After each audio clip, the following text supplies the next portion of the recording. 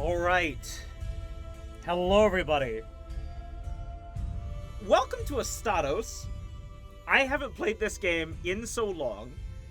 That's how long. It is, what is it, February 25th right now. For those of you on YouTube. It's been nearly a year, to the point where they have updated the logo. There was an old logo. This is their new one. That is how long it has been. And what is this? My third? Fourth? I think this is my fourth stream of this game. Originally, this was supposed to be, for Valentine's, but I had a throat issue that day, so we're doing it today. Think of this as a late Valentine's stream.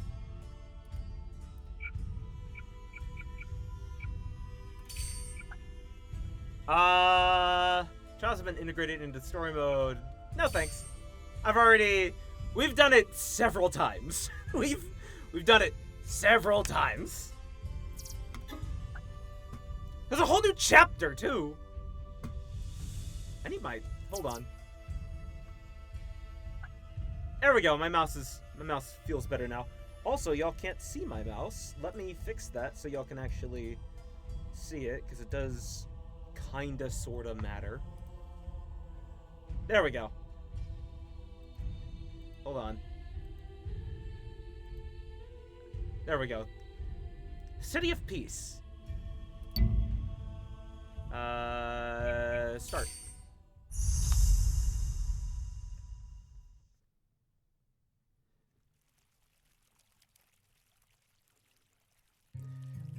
Also, forgive me, again, it's been basically a year. I have barely any memory of what the voices are, so... It's strange. Feels like this is the first day we've had to relax since we left home. You're right, but it's hard to say we weren't busy. I'm glad we were able to make a difference in this city. There's lots of problems out there, and people are still homeless, sick, or in their own kind of pain, but... Enough, you! Now I understand why Zermes said that you like to tangle your own mane.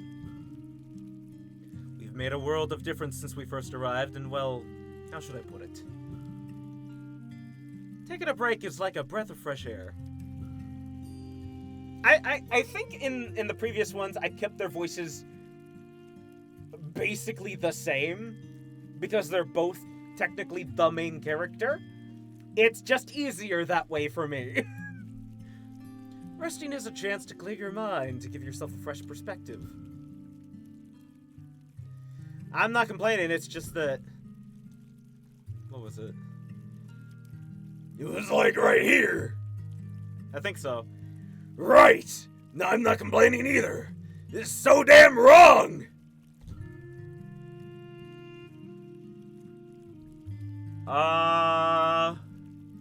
What has got your flames in a twist? What is wrong with this city? Just how many people have been enslaved by you? How many follow your incoherent babbling from who knows how long ago? It's all just one big rort. What is a rort? Hold on. What is a rort? I want to look this up. I have never heard this word. Define rort. A scam or fraud, especially involving the misappropriation of public money or resources. Ah. I have never heard that word before. Cool. Learning!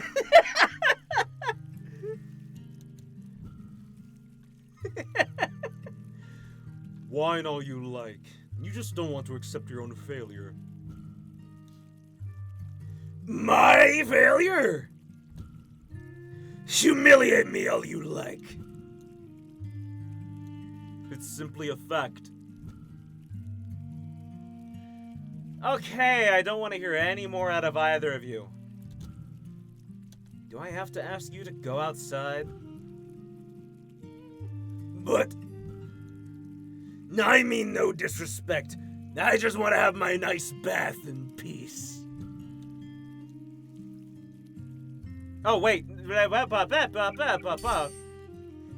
I mean no disrespect. I just want... That was main character me. Oops. And they were roommates.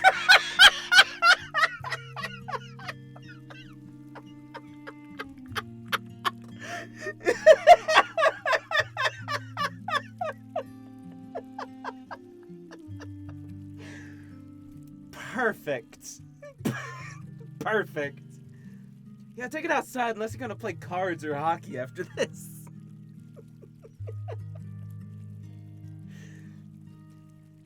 Hello, Captain. How's it going?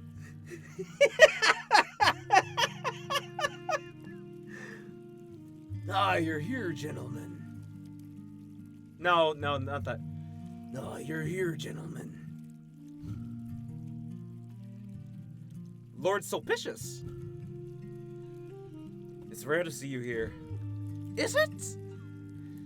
Actually, it's been a few days since we've seen you at all.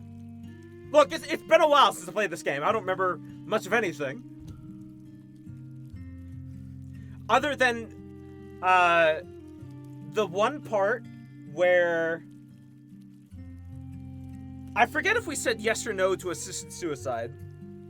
And then there was the other part where we didn't want to kill the bad guy, but he left us no choice, and we just kind of had to kill the bad guy. How fares your work? It's good to see you take a break for private matters. If you count this as private time. But my work here is nearly done and dusted. Things are getting better. The rebels are no longer inclined to break down our door, and our markets are recovering. The clergy has had their hand taking care of the refugees, and I dare say the officials are of one mind at last. It seems there's a little left for me to do. So it's about time I consider going back to the capital and let a local take over this position. Really? So soon? But the city only just found peace.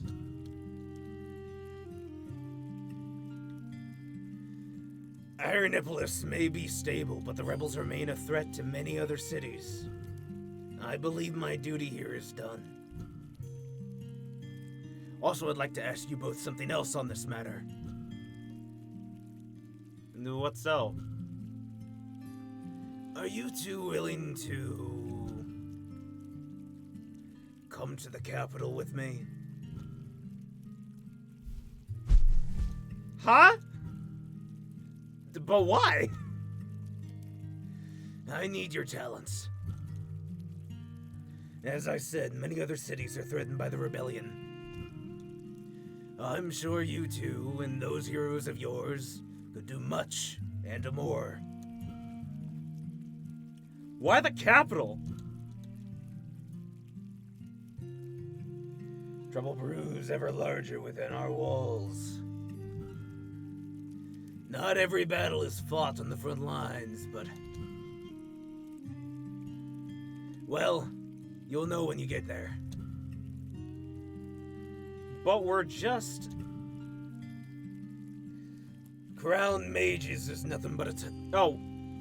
Oi. I keep getting names mixed up. Crown Mages is nothing but a title we grew up with. We don't know any real magic. We're just ordinary people who like to read and talk too much. Maybe you are, but you did save the city. I know you will credit the heroes for this, but they would not be here without you. I should not need to stress that you and the heroes are one and the same. No. I was a fool to think I could handle this position as my first assignment. And it was sheer foolish luck that let me run into the two of you.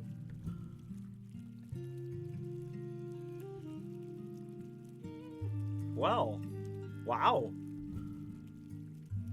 You should stop complimenting us so overtly. You're making Felicis blush. No, he isn't. No. Unlike you, I'm perfectly capable of taking a compliment. But we really made a big difference here, didn't we? Much bigger than I thought we could. We're pretty great, aren't we? Totally.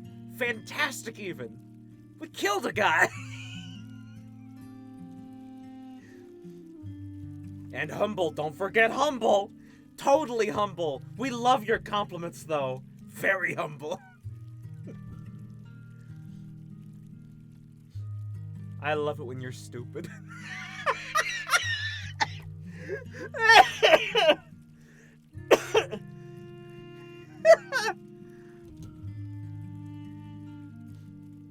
And I love it when you're smart. Wow, you didn't refute it. If I was smart, you wouldn't have won every single debate. I don't think I really did. I actually don't think I did win every single debate. I'm pretty sure. Pretty sure I lost a couple of those. Most people could see the merit in both of our positions. It just seemed lucky that, that they listened to you every time. Yeah, I guess so. Neither of you would have been able to do what you did without the other to practice with. Your little debate routine changed our lives.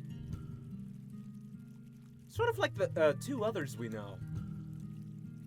Please don't compare us to them. Yes, don't.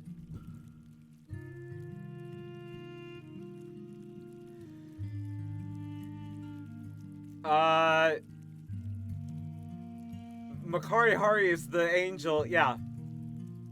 Right? Right? Hold on.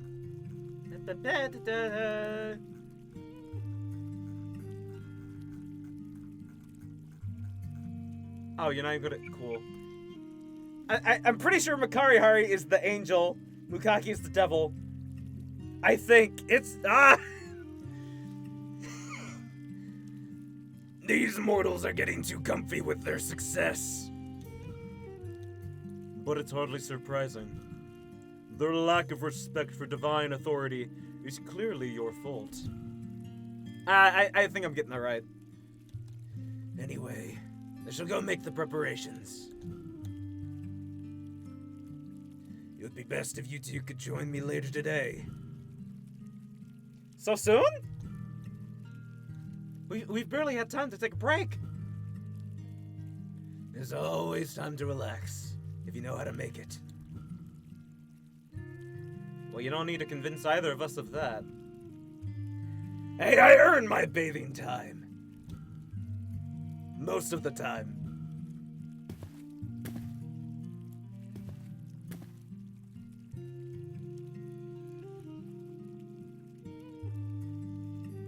So it's decided then, we're going to the capital? What does the capital look like? I don't know much about it either. I only know it's a city with a lot of water. If you don't know, then I certainly won't. After all, you're the one who tried to read every book in that library when we were kids. But can we really leave so soon? Are you worried? I guess it's just sinking in all at once. The kids, the clergy, those officials. And this entire mess of a war. I really wish our mentor was here with us, like back at home. Well, it couldn't hurt to look for him in the capital. I don't know why my mouse keeps like going into the center of the screen. I'm not using my mouse. Oh wait, I did it for the yeah. Maybe, but I won't get my hopes up. Also, something else has been on my mind. About the demiurges and what we've done in the city. Rekindling their influence? Yeah. You know what? I don't think my mouse is actually that important. I'm just going to turn it off. I'm just going to turn off capture cursor. It's not that important, actually. There we go.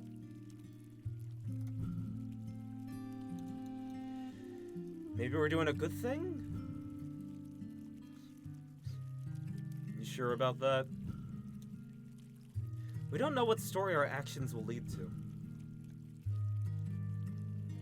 Yay, I was right, yes! There is beauty to behold in a land that follows my teachings once again. Oh, stop yapping! It's but a single city. There is much more to come.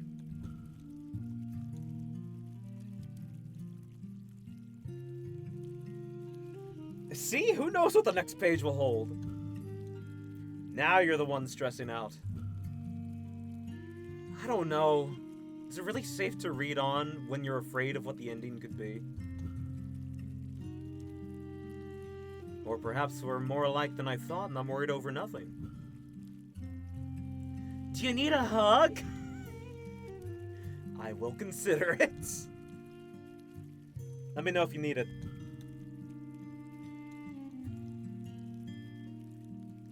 If only it was so easy to accept that offer. It is. You just say yes. A hug is a hug. It's fine.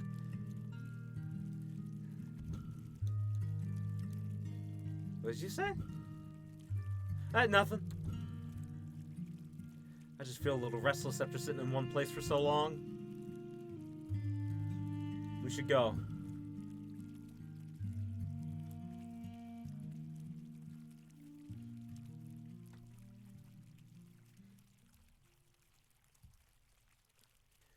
Do you not find it strange? What now? About us and the heroes. I think, if my memory serves me right,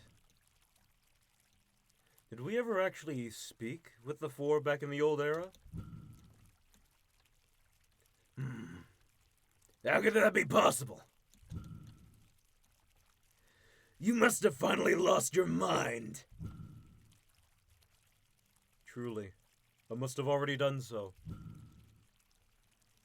Because no sane man would ever talk to you.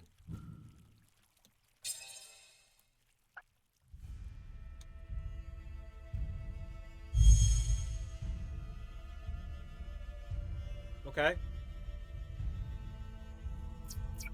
I barely have any... Do I have any points for the interlude? Why is that so loud? That specific thing is very loud.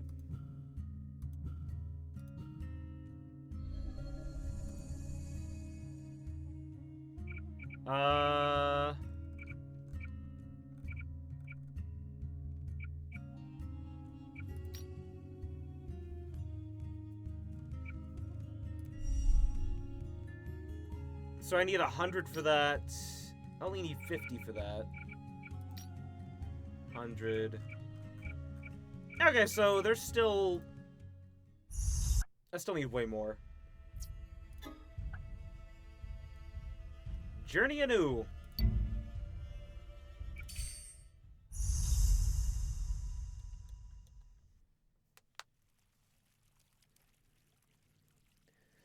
That afternoon, the Crown Mages were packing their rucksacks, preparing to depart for the capital with the soon-to-be ex-governor.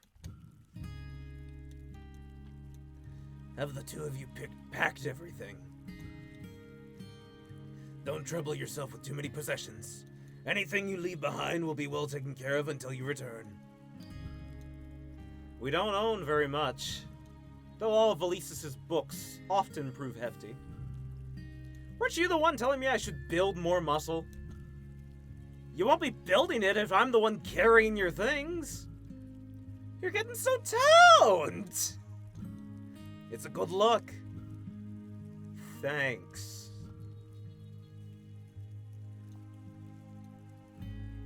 Vitus is looking more and more like one of my men every day.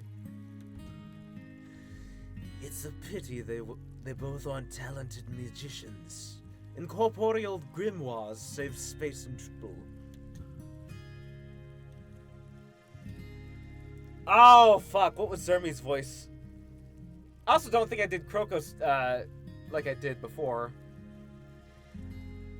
And the consequence of having a body like yours, not a lot of meat on the bone.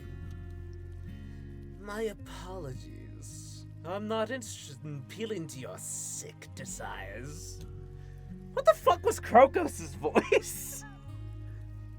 Wait, Zermes is sick? Does Cercles need to heal him? No.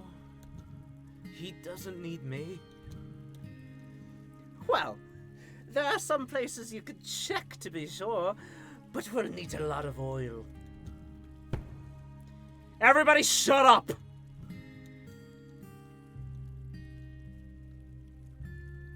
You told us we were riding together. What about the heroes? Surely we can't all fit in one carriage.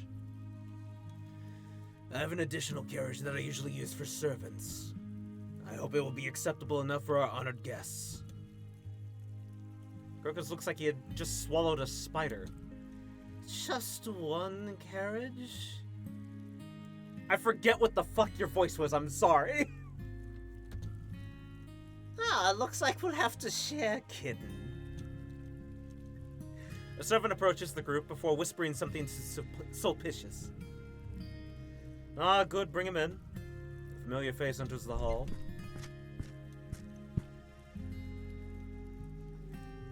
Centurion Reese! The Baron nods gruffly.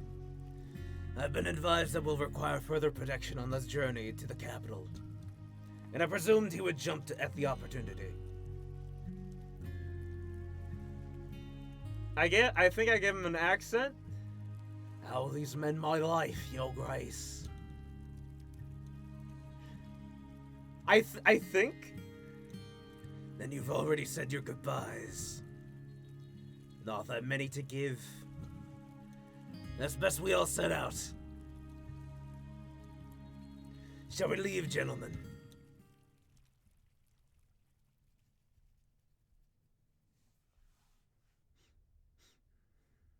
The group were to travel by carriage for 9 days. As time passed, the verdant shrubland of Ironopolis soon made way for crack soil and arid air. Nights were freezing, days were torrid. When Sulpicius felt lively, the carriage filled with the stories of the landmarks that passed by the window. But sometimes the braying of pack beasts and the creaking of wheels were the only things that disrupted the whisper of the desert sands.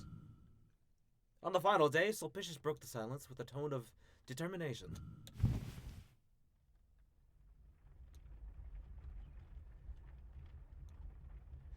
It won't be long, gentlemen. We're on the verge of reaching the capital.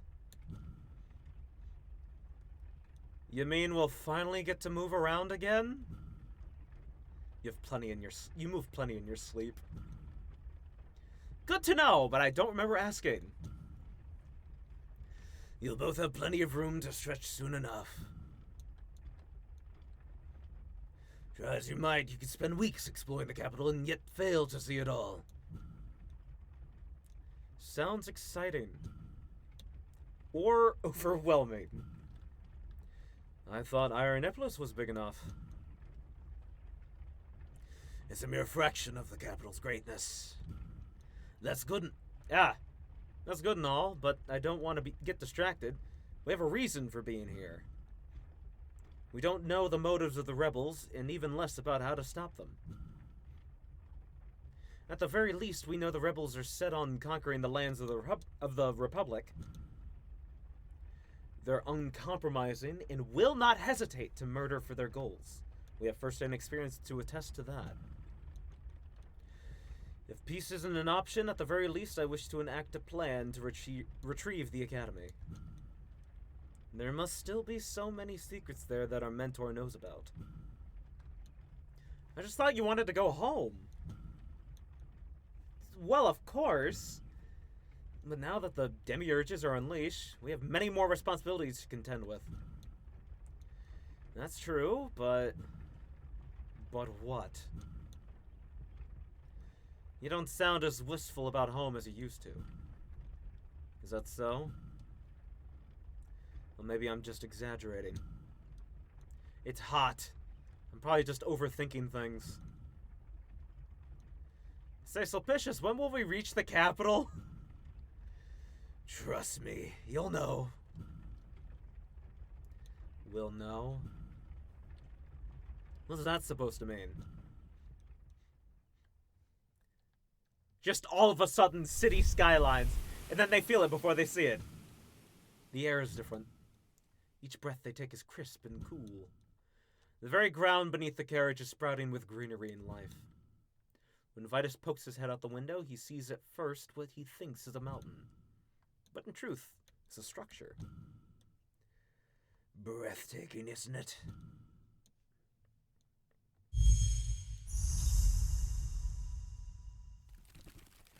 I don't know the context, but to be honest, I'd rather get my ass kicked in fist fight than in a hockey brawl. Hello, Ella. How's it going? It's a card game. I don't know. Why did you bring up hockey, Captain? The carriages stop at a gate post, giving the group some time to stretch their sore bodies and appreciate the view.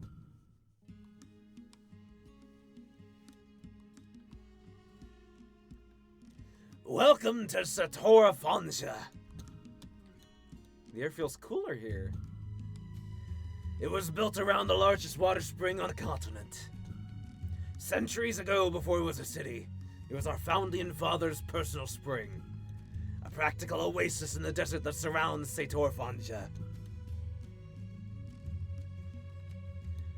It looked a lot more humble when I was last here. Perhaps in appearance, but There it is. but the elite often gathered here. Glad you got it, Ella. Oh, how have you not heard about everyone's favorite homoerotic hockey show? What are you talking about? Holy shit, I remember when you played this where... Yeah, it was that. It was then. That's when I last played this. Is it banned in Texas? I just don't watch hockey. I don't watch sports. I'm not a sports guy. Heated rivalry on HBO. Also don't have HBO. Perhaps in appearance, but the elite often gathered here. You'll also find considerable power in the water itself. This is also where many priests would make their pilgrimage. It was a common belief that the waters reveal many things about treating the body. Most of our healing practices originated from this place. But I always felt that you could learn just as much about healing anywhere. Well, of course you would think that. You have an aptitude for sensing and commanding magic that most could only dream of. It's really not that special. Kokos rolls his eyes impatiently. Name 5 gay men who watch sports or HBO. I'll wait. Instantly leaves to not be proven wrong. Oh, I'm sure tons of gay men do. Why is Krokos fucking shirt cocking it? What? Why is Krokos fucking shirt cocking it? What do you mean? Or at least it never used to be. I do think the target audience for that show is more women, so I'll give you that. Bro had his cock bulge to the wind. I didn't notice. Humility is overrated. The bigger the city, the bigger its pockets. I can tell that I'm going to have a lot of fun here.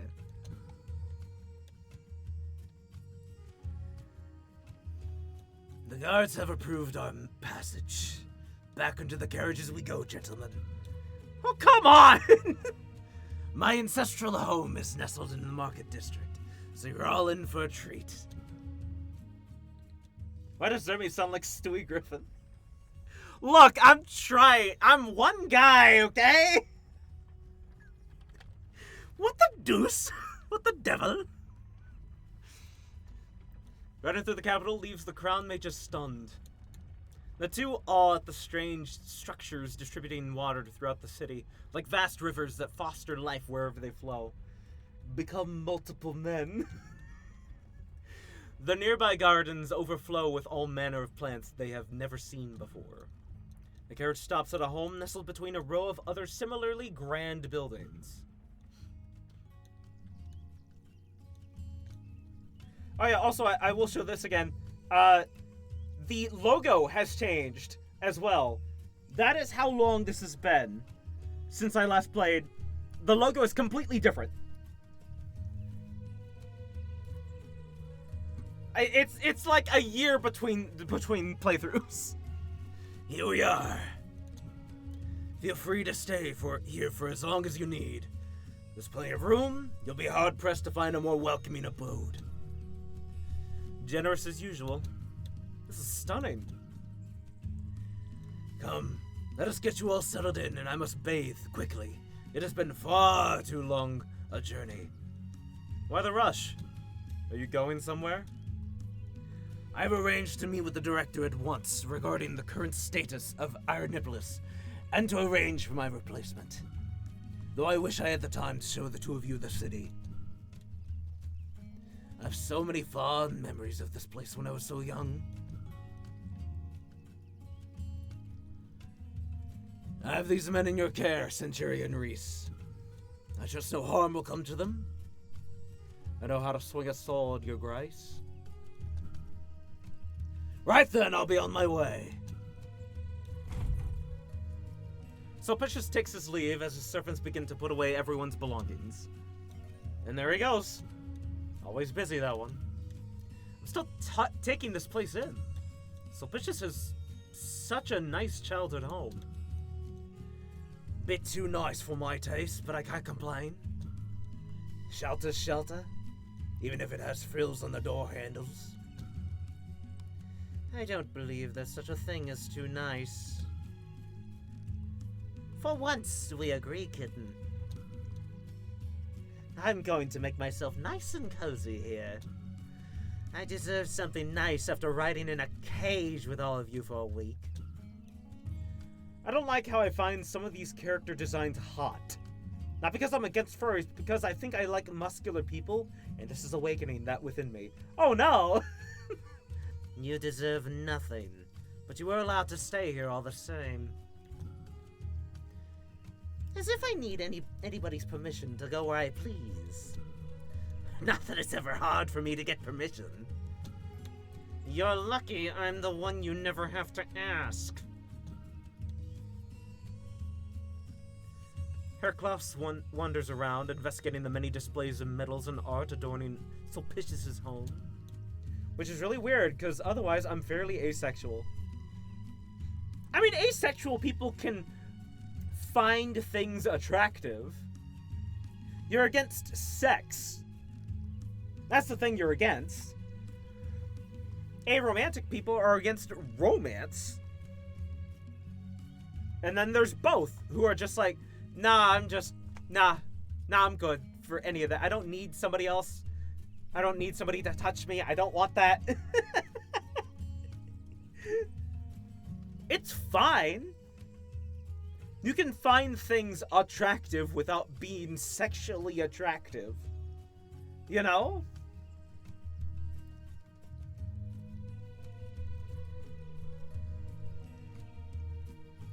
Circles, on the other hand, appears to be wondering in his own head, wearing an expression the crown mages know all too well. Are you alright, Circles? Oh, please don't worry about me. Seeing those two argue just reminded me that I haven't seen Lords Makari Hari or Mukaki as lately. That's right. I did not know, no. The more you know. They have been oddly quiet, haven't they? Usually they're nearby, just out of reach. Relatable. Explain all asexuality to me, please. I think Reactbot just admitted he might also be Ace. Last I recall, they were following above our carriages, but I've been distracted ever since we arrived. If I had to guess, they're taking in the latent power of this place. Such feisty gods they are. We're drowning in magic here. I can smell it in the air. What exactly do you mean? Figuratively speaking, if the magical residue of Ioniplus could be considered a puddle, this place would not be a river nor a lake. This place is an ocean. Who knows what kind of effect that has on these two? On those two. Zermes looks like he's about to say something, then decides against it. Stands there, twirling his chalice in his hand, staring at it. Relatable. Understood. An ocean? I'm not getting this metaphor. It's a planet of magic.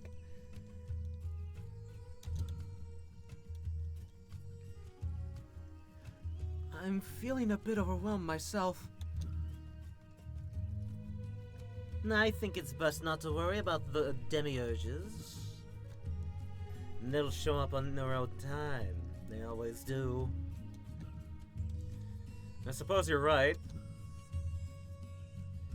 0 out of 10. Dogshit metaphors. Refund, please. I forget. Did this cost money? I think this costed money? It's been so long. I wish Circles wasn't so anxious. He's such a little teddy bear. He's such a little teddy bear man. Krokos just has a cock bulge as a costume. And? Your point? We should worry about ourselves for the time being. I'm sore and starving. We should pack our things away and rest for a bit. I can't argue with there. They don't see Sulpicius for the rest of the night, but his servants are kind enough to feed them and show them the washing chambers. Fucking valid, I guess. Go King. I mean, I played Kings of Hell. They are fully clothed compared to that game. They offer to wash their clothes, but the crown mages don't feel comfortable accepting after all the goodwill they've already been shown. Then another day passes without hearing back from Sulpicius. Would the lady equivalent just be those pasties? Maybe? I mean, there are some costumes in, like, RPGs and stuff, even today, that are probably more scantily clad than this. I think she'd also need the bikini. Yes. Then another day passes without hearing back from Sulpicius. I'm starting to get worried. Why haven't we heard back from him yet? And this isn't new. Sulpicius has proven himself to be quite the busy man in the past. On the other hand, I feel we are becoming too comfortable with wasting time. One day of rest was more than enough. A savant approaches, telling the group of a visitor that just arrived. Finally, somebody. I don't suppose that's your missing gods now, is it? Knocking isn't really their style. Listen, I've accepted Kings of Hell because the beat 'em up is more engaging, plus what we still can't figure out is a kneecap shot or a dick gun. This, I'm kind of forced to stare at the designs and thirst. They have a flair for the dramatic. Perhaps they were sent by Sulpicius. Reese stands up, blocking most of the hallway with his body while he just juts his chin. I'll handle it. Felice is already at the door. I'm perfectly capable of opening my own doors, you know. You don't know who that could be. He opens it without pause.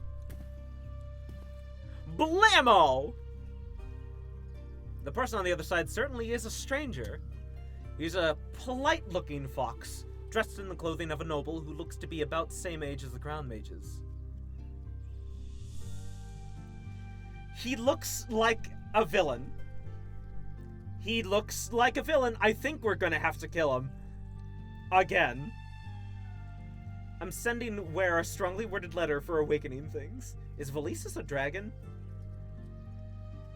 Maybe? Possibly?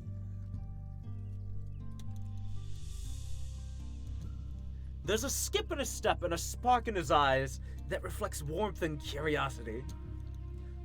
Top of the morning to you, gentlemen. Top of the morning to you, gentlemen. Good morning. Good morning. Who might you be? Well, I was going to ask the same thing, but judging by your robes and your appearances, I assume that you have to be Vitus and Valises, the renowned silver-tongued crown mages. You're a bloody sticky bait, aren't ya? Reveal your name and your business, or else make yourself scarce. Oh, easy there. You might just be a lizard. That too. Name's Kairos, and I'm not here to make trouble.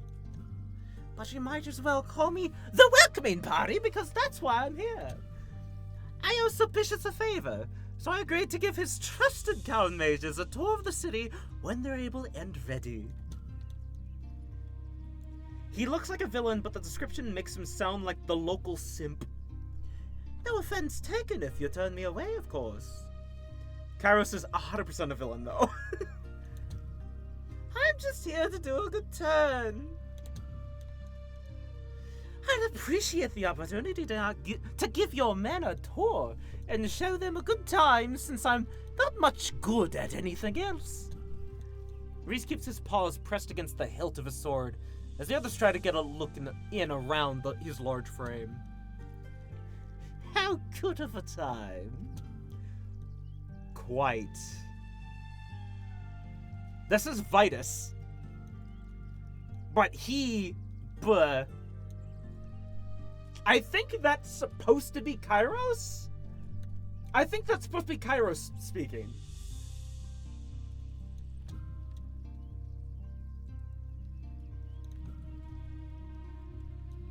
I'm sorry, but we've got business to attend to. We're not looking to have fun. But we do need to learn the layout of the city.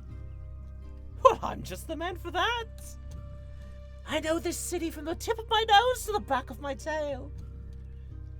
Not to pry, but aren't you wearing the colors of nobility? Why am I so engaged in this? It's a good story. Well, yes, good eye. I am one, after all. You don't speak like the other nobles. It just means that you sound normal. Which is a compliment, not an insult. You think I'm normal? Right, Valises? Sure. Took me off guard is all. I always wondered the same thing. With all due respect, I think it would be unwise to go with him. Huh. Come on. Surely I'm not that off-putting. If I'm too ugly to be seen within broad daylight, then I can at least make all of you look more attractive by comparison. Okay, getting a better look at Valises. I think he's meant to be Draconic. Yeah, with the small horns, the hair. Oh, all right.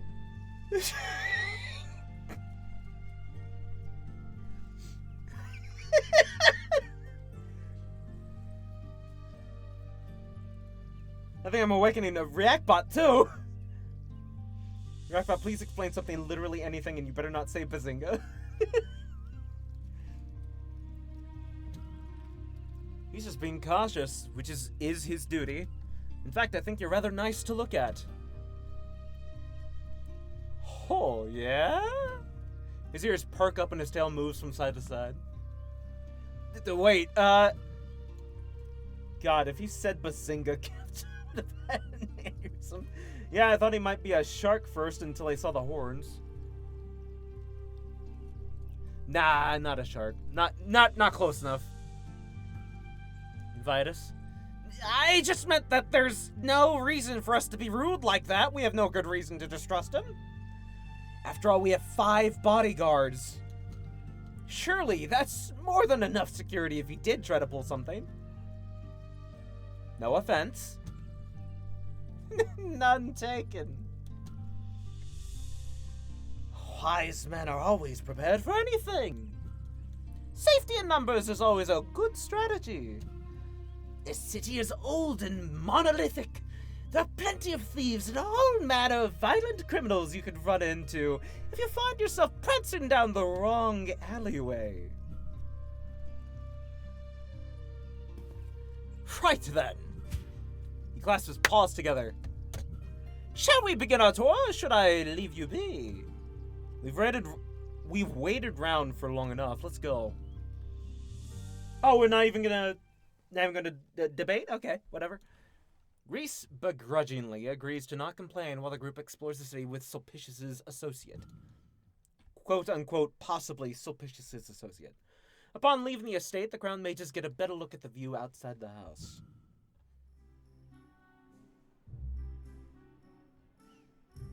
I really envy you all, seeing the capital for the first time.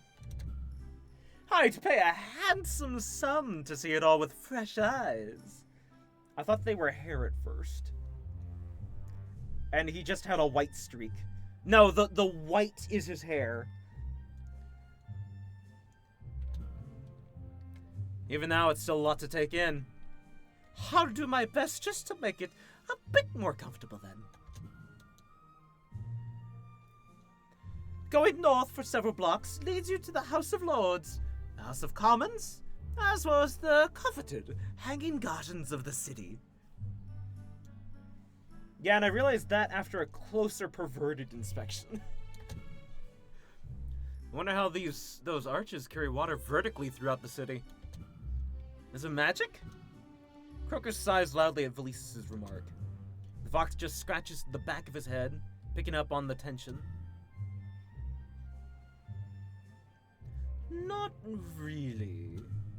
It's mostly machines that pump the water up, though I wouldn't be surprised if some spells are involved in power generation underground. Once the water is high enough, aqueducts distributed throughout the city and the gardens, eventually ending up in misting sprays along the terraces. Remarkable! Where will we end up if we walk east? Going east will lead you to the Temple District, where the golden wells flow freely. They were just stone a long time ago. West will lead you to the Academy of the Republic. Every noble attends it in their childhood to learn mathematics, history, economics, and civic stewardship. Spellcraft, too, for those with a knack for it. Crocus turns at those words, but Karos doesn't see and keeps talking. South will lead you to the civilian districts, the back alleys of trade centers, and eventually outside of the city. This area is the heart of the market district, which I suppose is a bit obvious. Spices, cured meats, rare wood fill the market beneath stalls lined with richly woven textiles. Though, nobody can blame you if you get distracted by the beautiful clothes, the illustrious jewels, or the lovely smells. Or any of the lovely people. He looks back at Vitus, grinning. Just a joke, of course. Well, Vitus has certainly been staring. I just stumbled over my words. Can you both stop teasing me? The poor man must be grateful that his robes conceal so much. Come on! I don't mean to derail this torture session, but I heard you say earlier that magic is still taught in the capital. Well, yeah, sure. Most nobles are expected to learn magic. Reading runes is the natural step after learning to read. Most people don't have the talent to pull off spellcasting. And those who do tend to look like amateurs compared to the censor. The White Hand of the Dictator? That's the one! He's considered a bit of a prodigy, and much younger than the Grand Masters of the Academy. I should like to meet him. I suppose you likely will. Now then, news regarding the defense of Ironnipolis sent waves throughout the city. Before that, everybody spoke as if it was already lost for the longest time.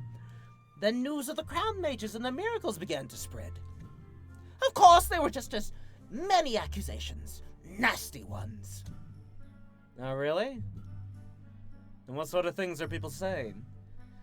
That you are a bunch of con artists. Confusing people with good tricks, yes, but certainly not helping the war.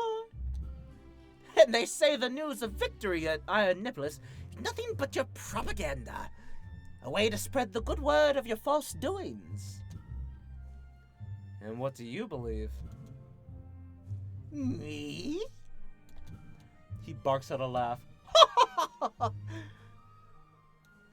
No offense, but you two don't strike me as master manipulators. And I don't think Sulpicius is naive enough to fall for that sort of thing. Did you just say Ironnipolis? I mean, that's how it's spelled. I don't know how else to pronounce that. But I do know that he's very stubborn. He's the kind of person who cannot resist a challenge, will go down with a sinking ship if it means his pride is on the line. I don't think he would be here if all of Ironnipolis wasn't as stable as we've been told. Do you see? It says Ironnipolis.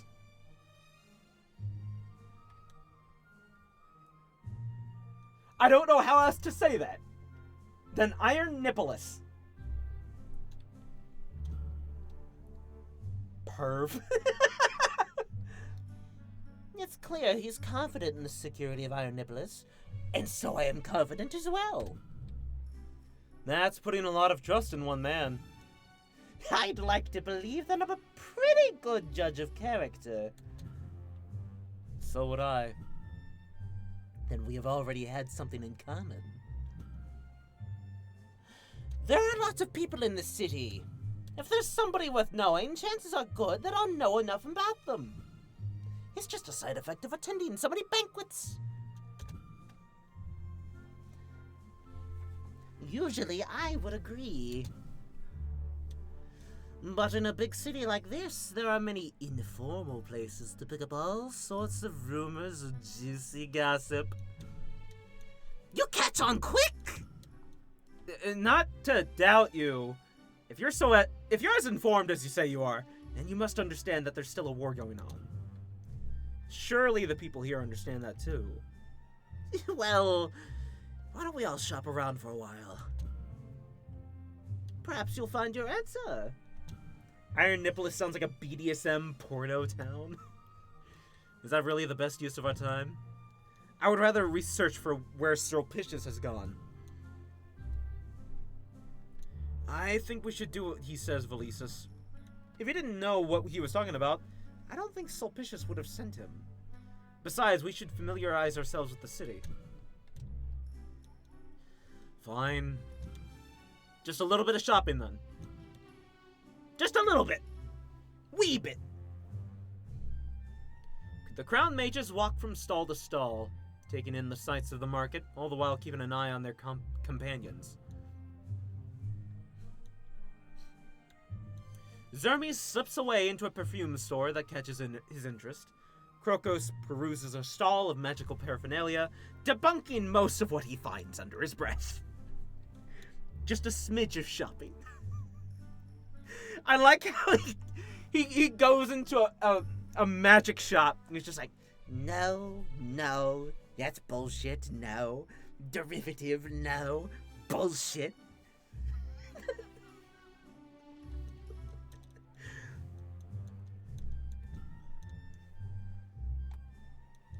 To the crown mage's surprise, Herklaus can be seen among the flower shops. Hey, Sorcles! Yeah? Hold still! Why? Your cheeks are always rosy after every little discomfort. What discomfort? I'm sorry, I don't know what you're talking about. The pink petals will go nicely, I think. What did you put in my head? A fitting accessory for a gentle soul. You have to pay for Bro, let the intrusive thoughts win. React bot men? Questions for guys, part 1. Do you like tall girls or short girls? Man. I'm staring disrespectfully at her, Klaus. Hello, Lucy Calico. How's it going? You have to pay for those, you know. Oh! Well, how much? 50 Minara per flower. What? That's so much! That's okay. I made a lot working as Legatus. Welcome to the Sexual Awakening stream, Lucy. And I think he's worth it. I don't think I am. Well, that's strangely sweet. It's not likely he's doing it for Circles. I feel he just likes arranging the flowers. I see.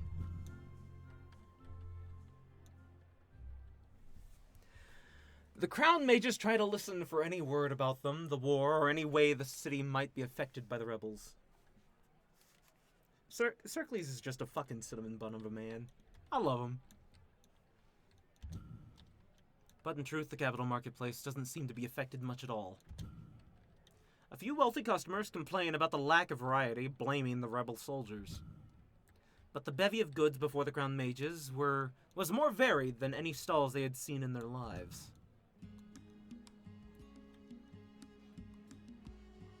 I'm starting to feel vindicated when I suggested that we're wasting our time here. A cinnamon bun of a man? Look, I stole the term a cinnamon bun person from Brennan Lee Mulligan, okay? I feel like it's a pretty good descriptive term of Circles. He is a fucking cinnamon bun. Just a sweet little dough ball.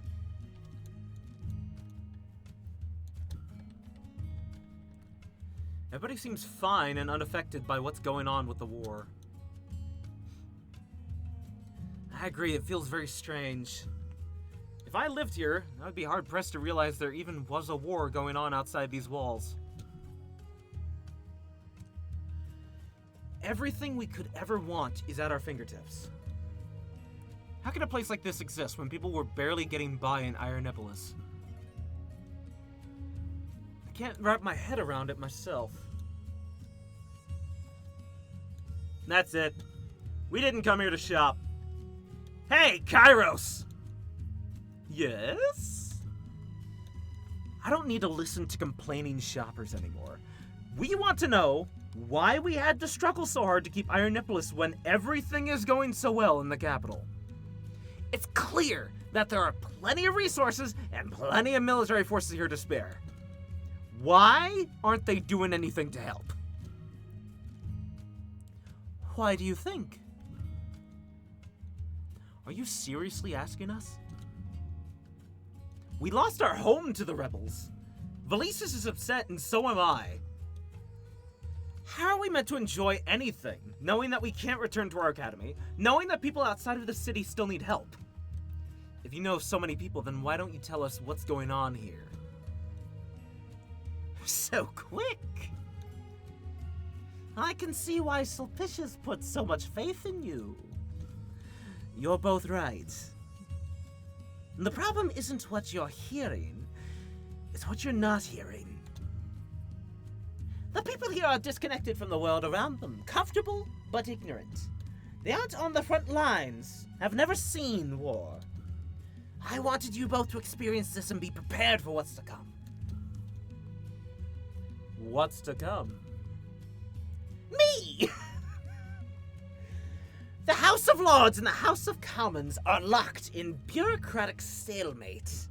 House of Lords wants to deploy troops, the House of Commons wants to accept the rebels' terms for peace. Accept the rebels' terms for peace? They're conquerors, butchers. So many men on both sides have died because of their actions. They attacked us, unprovoked, and took what they needed. How could anybody argue for peace? That's not for me to say. Look, you two have very personal, very good reasons to show strong opinions. I'm sorry, but I don't have your answers. If you want to find out for yourselves, I think you should visit the House of Commons. Considering who you two are, I doubt the men in charge could turn you away. I know for a fact that the politicians take frequent strolls in the council gardens near this time of day. If we start walking now, we should be able to catch them out. Let's go then. Valises pushes past the fox a little violently. Hey! I'm just a messenger! Goodness, I'm sorry. Are you alright?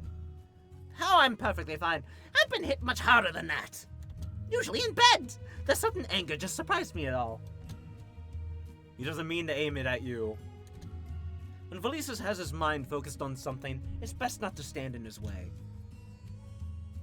And hopefully I can help him find what he's looking for.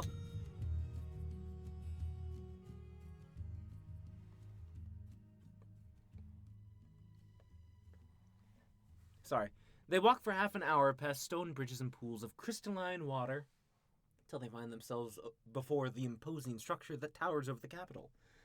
I like how his open smile has ridges from his furs that look like sharp teeth, probably alluding to him being a bad guy.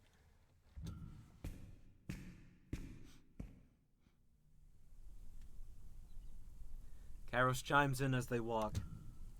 And here's the council building. The seat of power for the Republic of Pruna, and the source of water for all of Sator Fonge's aqueducts. Valises huffs as he increases his pace. Hey now, at least watch your step. This bridge is quite high up.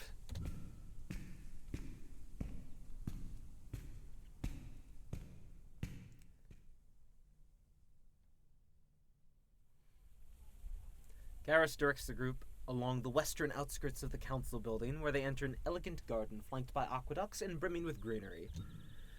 A mixture of nobles and commoners stroll about the verdant shrubbery and ample seating. How good we're in luck. The fox points to a tall, proud-looking hyena who wades his paw through a column of falling water as he walks. That's precisely the man you're looking for. Regulus, the Tribune. Don't you dare touch that water! They need that for their bathhouse fun! Follow me, Herklaus. At once! Wait a minute, Valises. Please don't do anything rash. Don't worry, Vitus. I only want to talk to him. I'm just gonna kill him. I only want to talk to him.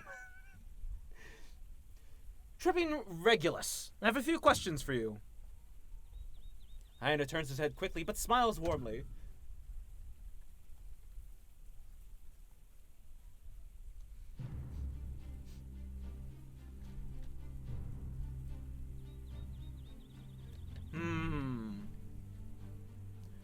Two young men in dark, gold-trimmed robes who could easily be mistaken for nobles at first glance, accompanied by a spearman, a magician, a holy man, and an adventurer. Aha! I know exactly who you are. He bows with near-perfect poise. I would be honored to answer the questions of such esteemed guests. How may I be of service to any of you? You can start by confirming the House of Commons' stance on giving in to the demands of the rebels. He tilts his head sideways as if thinking deeply. You're not the first person to ask me that question. I suppose you won't be the last. But yes, the House of Commons is in support of negotiating peace with the rebels. And for what reason? For the good of the common people, of course. Are you mocking us? Valises, let him finish. I'm not mocking you at all. Our position is founded upon the goal of decreasing bloodshed on both sides. Regardless of who wins or loses, the fact remains that war means death for all involved.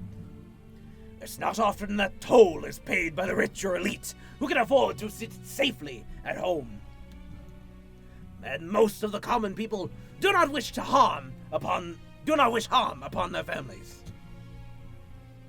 After all, Rebel Army used to be part of the Republic. Surely there's some reason for their uprising? What if there isn't? There's definitely a reason. Those rebels wouldn't be risking their lives for nothing. What does it matter? They're murderers who took our home. Well, what Valises is getting at is that none of the rebels we encountered would state their cause. Payment is the closest thing we could get as a motive from any of the soldiers. We think this points strongly to a motive based on vengeance, perhaps under the influence of a demagogue. Yet the intelligence I've gathered points firmly to the contrary. The proposals sent by the rebel envoys ask for full autonomy and to abolish taxes. That's absurd. They're fairly standard succession requests. Of course, I think that these propositions go a bit far. I do not find them impossible to negotiate. The people living under rebel territory would suffer greatly from autonomy from the Republic. Before the war began, I put forth a proposal in the House of Commons to increase the provincial autonomy of the rebel party in the territory claims, but the House of Lords blocked it. I believe that the situation should have been avoidable had it passed. I see.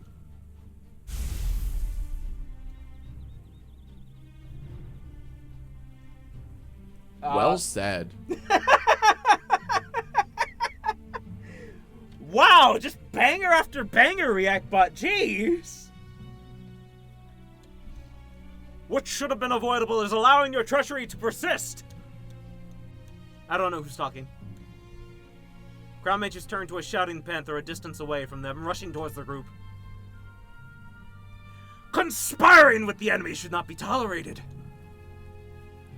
Karos leans over to whisper in Vitus's ear. That's Timaeus, a senator in the House of Lords. They're often at each other's throats. Prepare yourself for a scene. Reactbot coming out of the closet and abolishing Texas. Go King.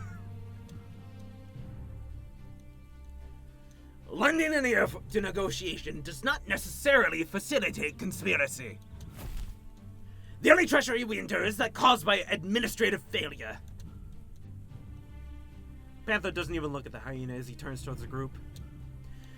This grinning cactus tries to hide his barbs with flowers. You, my friends, are messengers of the Lord, and have no time to waste on a craven man wrapped up in his own agenda. We both endorse opposition with strong words. That's the nature of our profession. I know fully well what sort of position you like to take. What with your tail between your legs. There's no cowardice in diplomacy. But there is without strength to back it up. We need men, not poetry. Believe me, messengers, I intend to negotiate with the enemy as well, but only with their backs against the wall. Without a bolstered army, the rebels will cut their way into the Questions for capital. guys, part 1. Do you like tall girls or short girls? Men. We need men. And close any attempt at negotiation. Our forces would crush them thoroughly, and you know it. This whole tragedy would start over again in time. We just wish to suppress the rebels, who are still our own people. Well, of course I want to suppress them. If we agreed to their terms, it would set a terrible precedent. every other province would get the same idea and connive to further harm the Republic. Yet, if we granted them further autonomy, we would not be in this situation in the first place. The Lords are at fault here. I can fix him, chat.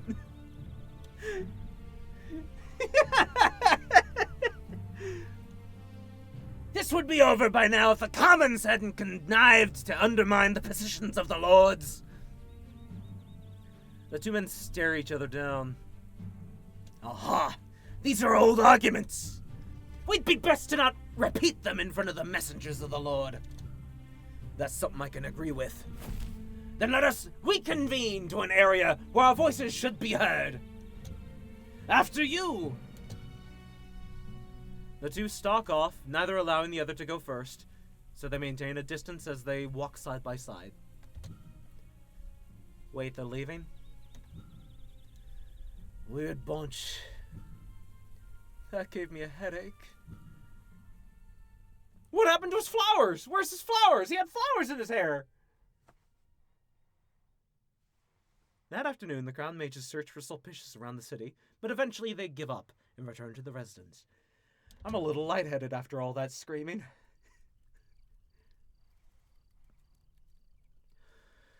Whew. I don't feel we learned very much today. Apart from how vocally the Tribune and that Senator oppose one another.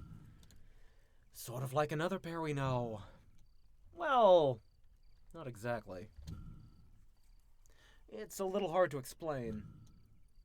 The Demiurges definitely want different things, while the Tribune and Senator essentially have the same goal. They're just dancing around the specifics. Their exchanges are well practiced. After all, they've been doing it every day for most of their lives. Herclaus and Reese come through the front door. Hope you're hale and hearty, lads. Sorry for the bad news, but the frontline city to the east of the capital is under attack. We saw it ourselves. We don't think the rebels will be able to break through the front lines. The soldiers on both sides are dying. But we pushed them out at Ironopolis. Why would they launch another attack now? Aren't they at a disadvantage? This can't be good for anybody. We need to find out where Sulpicius went.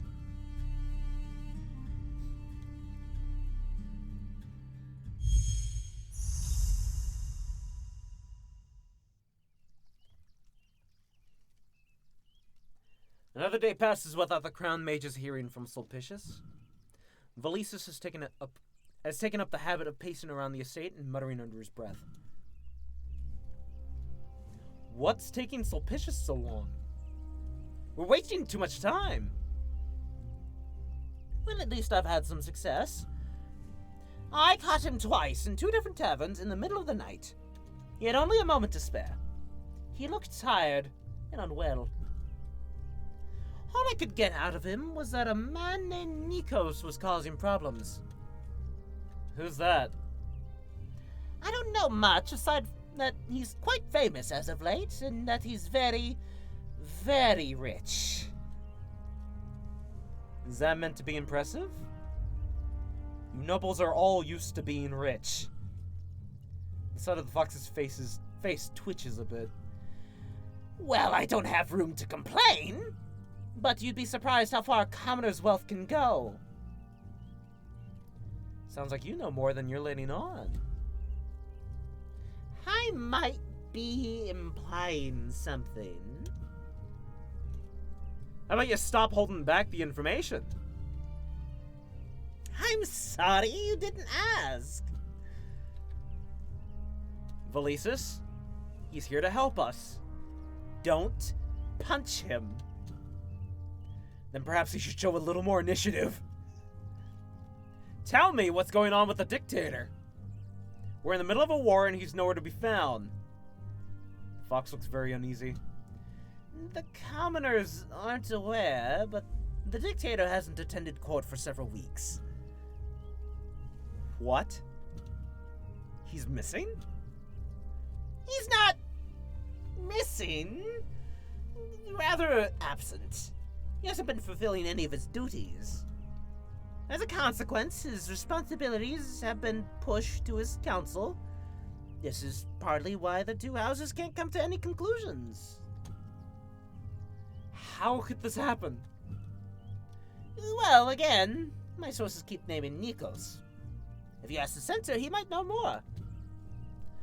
And where can we find him? The council building. Then what are we waiting for? Felicis walks out the front door before the others have a chance to reply. He seems to be in a hurry. What's gotten into him?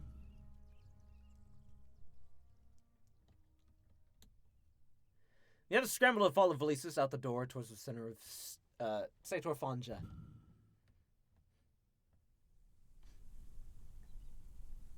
After taking a few too many steps a bit too quickly, the crown mages find themselves in front of the council building once again. Before the final set of stairs, Felicis stops for a moment to catch his breath. They didn't get this close before when visiting the gardens. Without a doubt, it's the largest structure the two have ever seen in their lives. Vitus stands beside his companion and looks at him in awe. Are you ready? Don't ask. Yay! Bureaucrats! They climb the stairs and enter the main hall, with the others following shortly behind.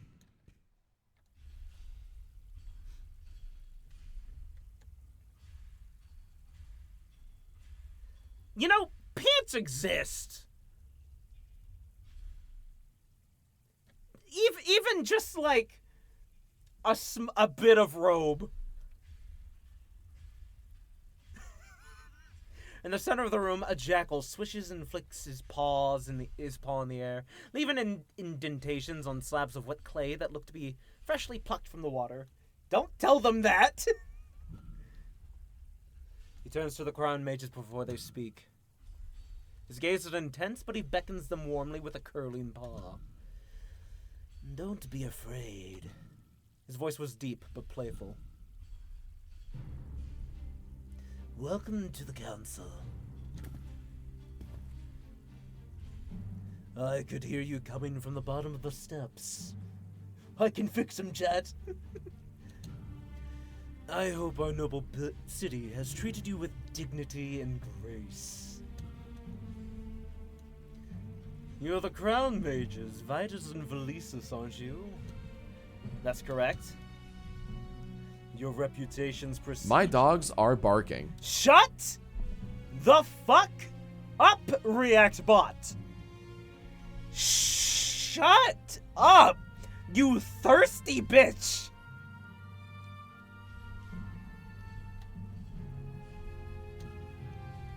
I have to say that I'm impressed. Very impressed.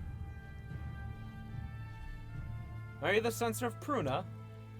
That's my title, yes, but you can call me Various. No, let him cook or get a foot massage or whatever he wants.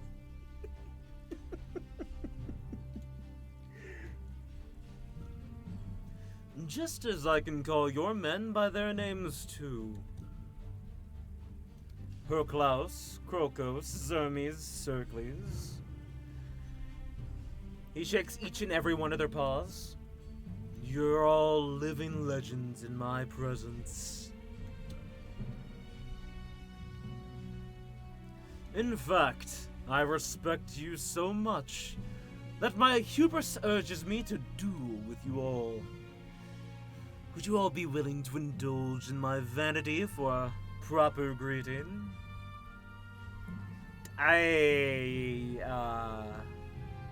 Don't suppose we can convince you to exchange words before blows? Let's just say, I'm swayed more by actions than words.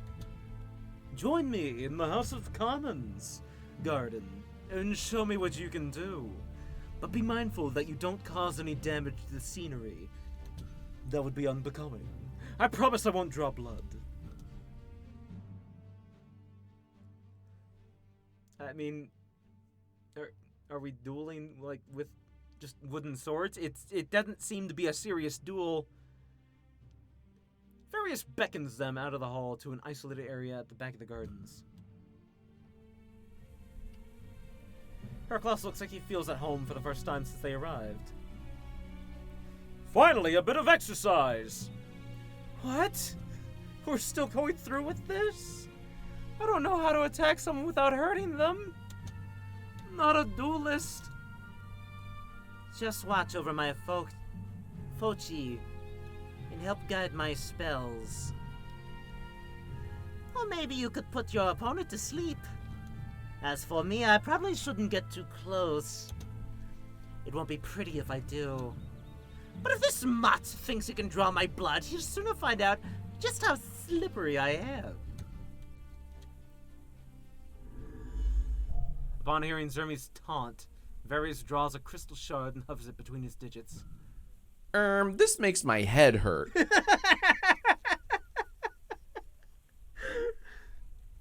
Come on, then. Don't keep me waiting.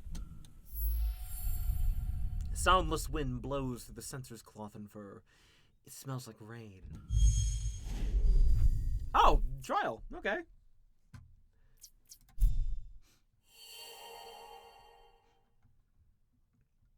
So just a straight up battle.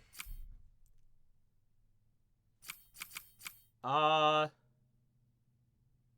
it really matter?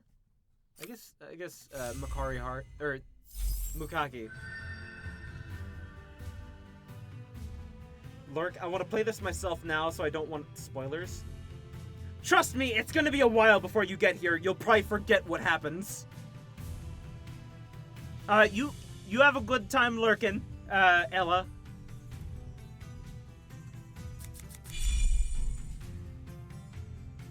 The Demiurges have yet to make their appearance. What are we going to do if we can't use their abilities? I heard you crown mages received guidance from the Lord. I didn't expect him to attend you personally. You just want me to continue to thirst for what I shan't obtain. You are the truth. Although sometimes his whispers can prove more annoying than useful. And he never stops complaining if he doesn't get his way. You must be close to talk about him so flippantly. Most would never dare. I advise that you don't take my duel so lightly. I look forward to seeing what you all can do. Vitus, we have to decide what to do without the Demiurges. Help me out, Valises. I'm sure we can handle this together. I doubt I'll be as useful as an almighty divine being, you know. Really? We've been debating like this since we were kids. I know what you're capable of. Alright, I may not be divine, but I'll lend you my abilities as a crown mage.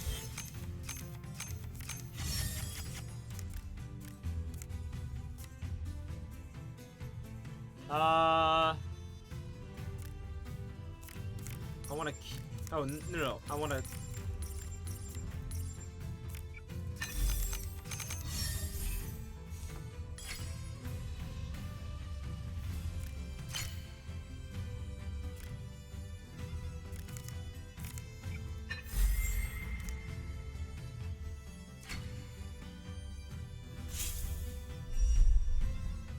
Herclaus, the guardian of the Holy Capital. It's a relief to have you on my side.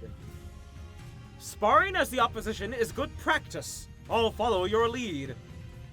Let us not hurt the crown mages too badly now.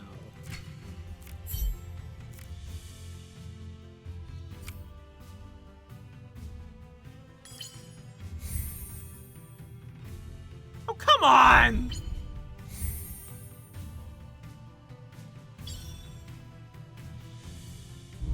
God damn it.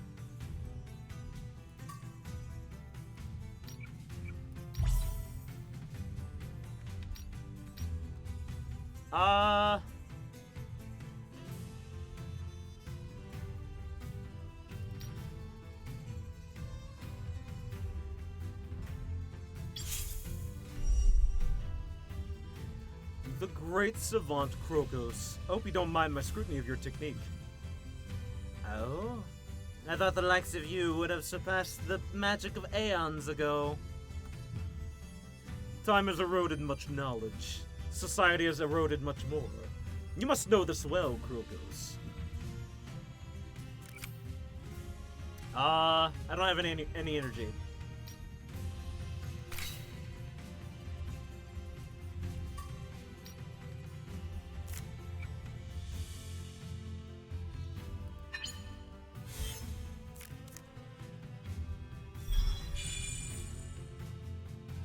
Not often do I have the opportunity to duel someone. I bested most in the Capital Academy, and those still worthy to be my opponent have little time to humor me. Worthy is a strong word. Two of us are better orators than fighters. Any magician knows that strength is more than how hard you can hit someone.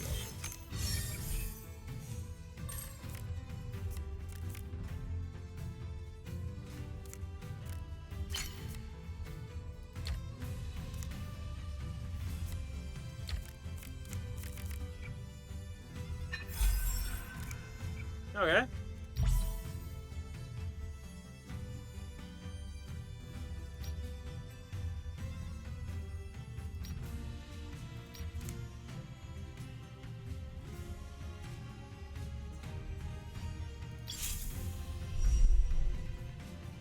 Zermie's the savior, legend tell of the countless men you've saved. I'd like to know who the savior was, because it certainly wasn't me. So you're denying your own past? Come now. I'll show you the real Zermies, and then you can tell me what I am.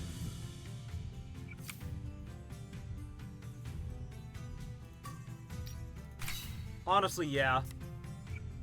I have way too many reds.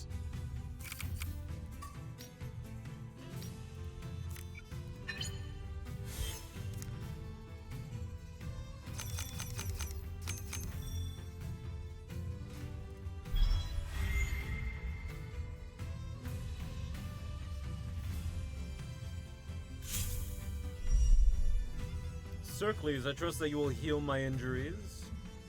You have that much faith in me?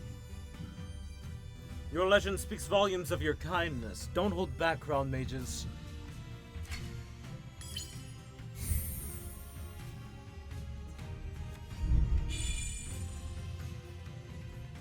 It's curious that you Crown Mages could be deprived of magical talent, at least in the traditional sense. I assure you that we're keenly aware of that. It's not for a lack of studying. Even I could not fathom the technique used to summon these heroes. Do you possess some greater power, perhaps? Oh, I'm so very eager to learn more.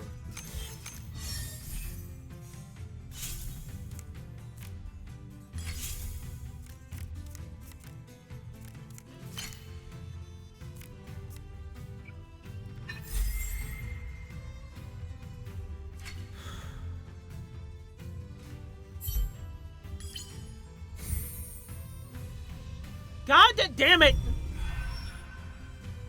Leave a comment telling me what you ate today. That's not.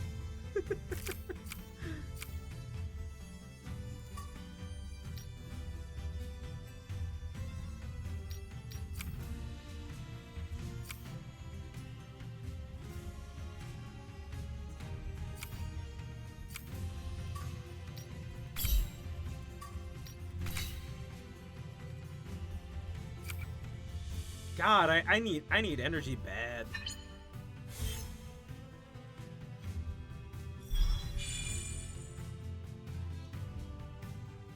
While my work keeps me busy, it also affords me access to knowledge and people. People claiming to be crown mages among them, but none have come to me with the reputation of you two. You've met with other crown mages before? I thought we were the only ones left. Perhaps the only ones who have been the real deal. Otherwise, I would not be so ready to hear your words and test your mettle. I suppose that's reassuring?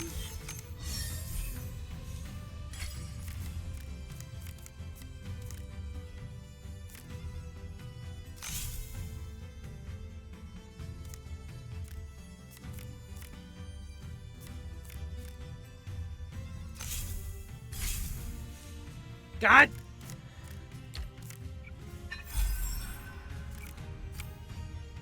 I did not get any energy.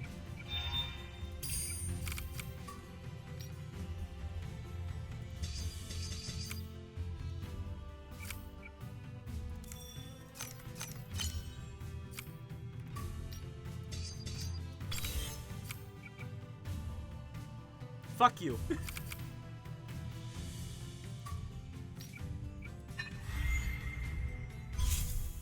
God damn it!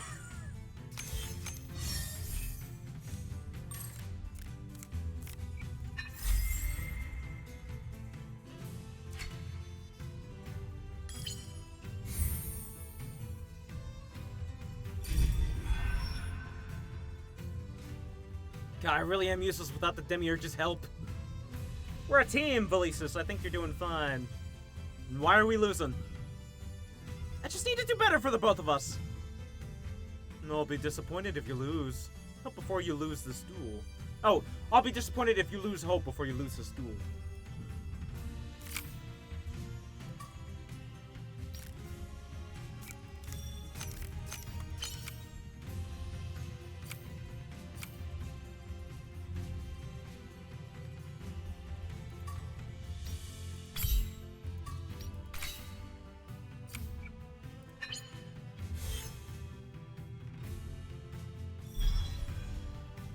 I knew you two could put up a challenge. I like having Valisis on my side for once. Stop looking at me and focus! Is he blushing? I think it's best not to continue this conversation.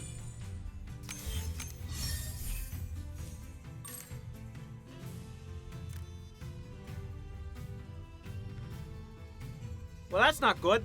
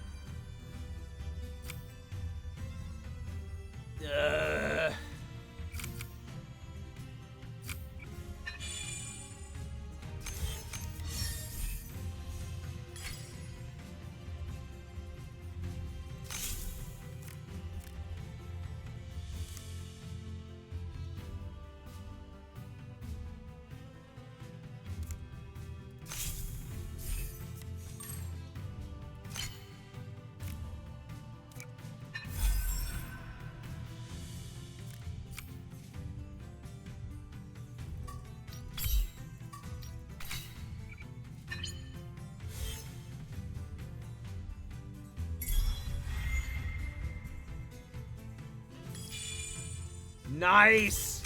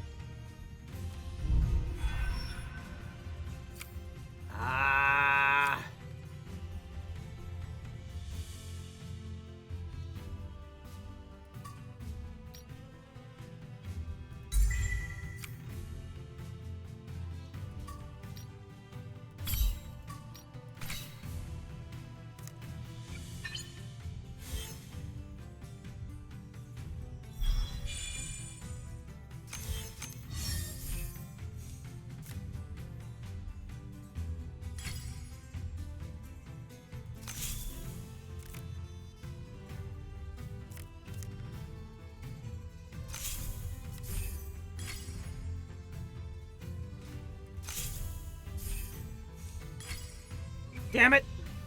That was a waste of my turns! That was a waste of my cards! Damn it!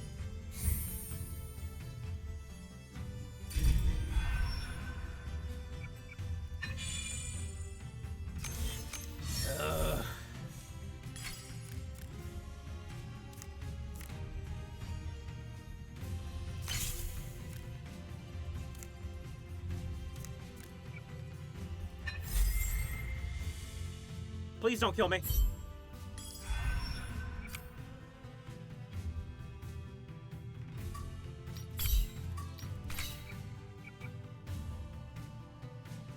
I think this is it.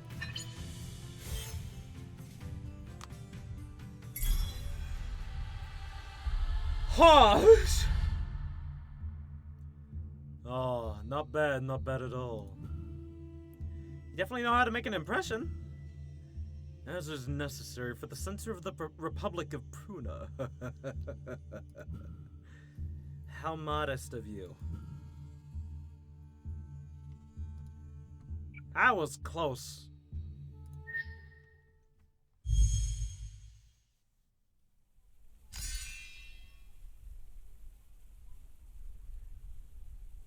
The censor ends the duel with a satisfied look on his face, seemingly excited to have broken a sweat. Truly a spectacle.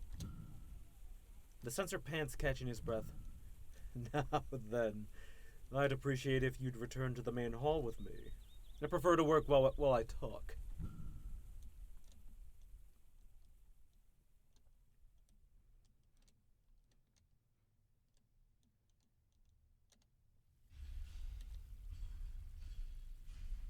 Once the group reaches the main hall, the censor stops in his tracks. He waves his paw up in the air, and the hall fills with an unearthly light. Crocus looks around him, and above him, his maw agape. This is one of the most complicated transmutation spells I've laid eyes upon. Was this your doing? Mine and men, decades before me. But I cannot deny that the majority of the spell work is mine. I haven't seen magic like this in centuries. I thought it long gone. To make the governance of the city a part of its living architecture, the idea is both ingenious and precious. Certainly more efficient than lifeless clay tablets. The ground beneath us runs deep with magic, and the streets lined by ancestral homes and noble practitioners who carve out ancient runes. The more we touch the arcane, the more it touches us back. Gross, I know. And those touches leave a mark upon the city, too. Do you mean to say it touches everything? All over? The censor's face lights up when he sees the crowned mages walk forward. But where are my manners? I'm more interested in learning about Vitus and Valisus than telling you all about myself. Now tell me, of all the people to bring you here, why was it Kairos the Snoop? And for what reason? I'm just being helpful. But as for the reason for wanting to see you, His warm smile tightens into a grimace. you won't be happy to hear it. We want to help with the war effort. We lost our home and thought you could help us. We would like to know why the dictator hasn't shown up to court for weeks and about his relationship to the man Nikos. Nikos? Various stares out into the distance a little bit. Nikos. Each time he says the name, his voice gets a little more shaky. Oh, he's certainly somebody who slips his way into the business of better men. He's loud. He's obnoxious. What he lacks in personality, he has to buy with money he gains from leeching off the simple-minded.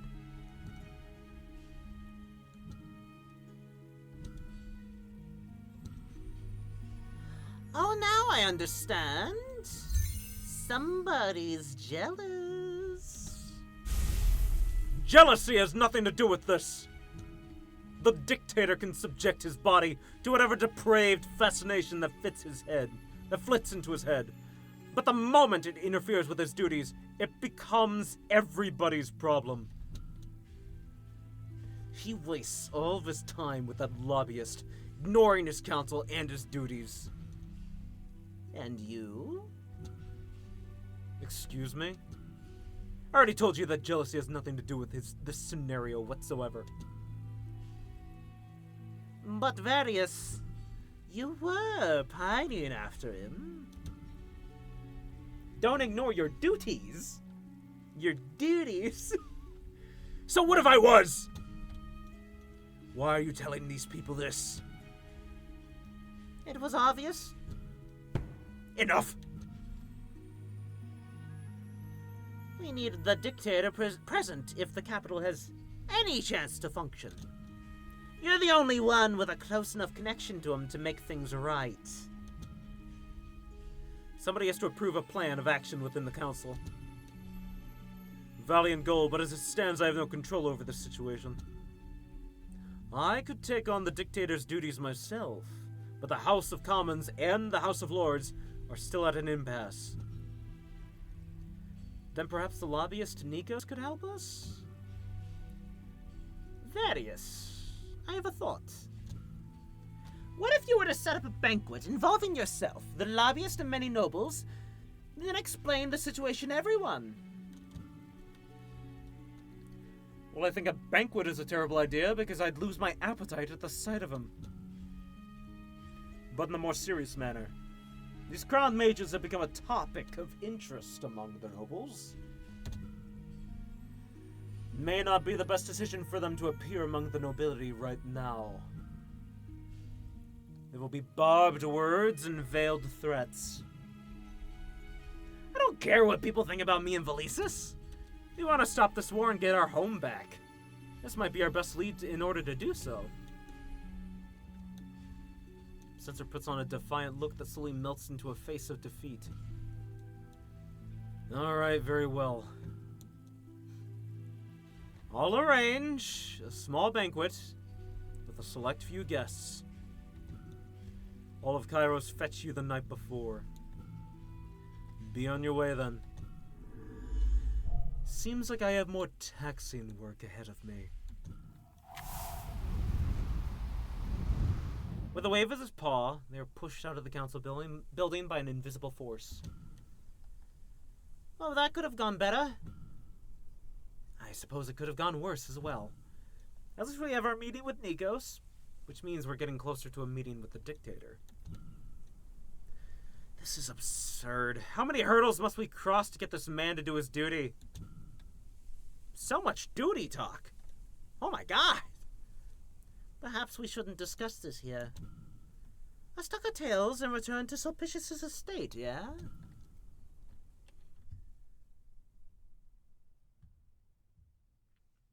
They all agree that it would be best to wait until the banquet with the censor and the lobbyist before returning to the council building. Hold on just a sec. Okay, I'm back.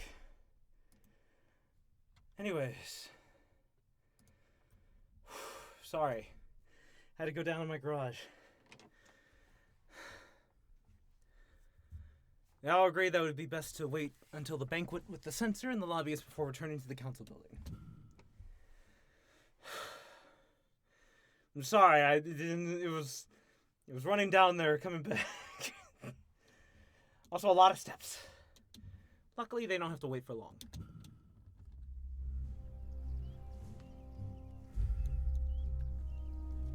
Calvus returns early the next morning. Various managed to put something together in a pinch. Nikos and a few of the more sociable nobles have agreed to meet with you, so long as Various mediates the whole thing. Wait. We're gonna have to entertain more nobles than just Nikos? It's your specialty, Vitus. I can't understand why a quiet drink between us all was out of the question. But fine. We've been through worse. We can attend yet another banquet if we must. Hopefully that man will exchange more than a few sentences with me this time. You? Struggling to earn an audience? Who would have guessed? I won't have a problem. One is expected to talk at a banquet. Well, if you need help talking to men, you could always ask for my advice. I don't need advice on getting men drunk, Snake. Ha! What an awful thing to say. You must have had plenty of experience filling your mouth with strange liquids, and believe me, so have I. After all, there's no better tasting drink than a pint of humility. Why don't you take a good long sip and admit you need my help?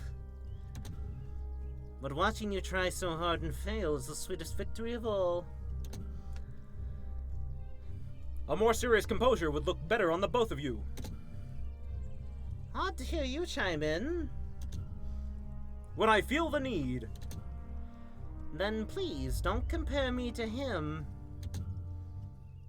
If I may butt in, I think Herclos means to say that this isn't about us. Vitus and Valisus need us on our best behavior. If we make them look bad, they may never get to meet the dictator. And that just means more wasted time and wasted lives. A little death shouldn't bother you. Don't you bring people back to life? Only if I'm present. And fast enough. Oh! So that's how it works. I retract my earlier statement then. Prick. If we might all be on our way, gentlemen, the sun is nearing its zenith. We're ready to go. Time to make an appearance.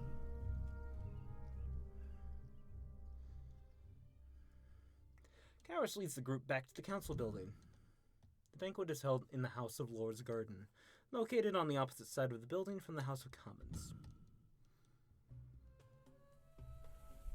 Throughout the garden is a spread of honeyed cakes, smoked meats, bounty of fruits, vegetables, and more spirits than you could count.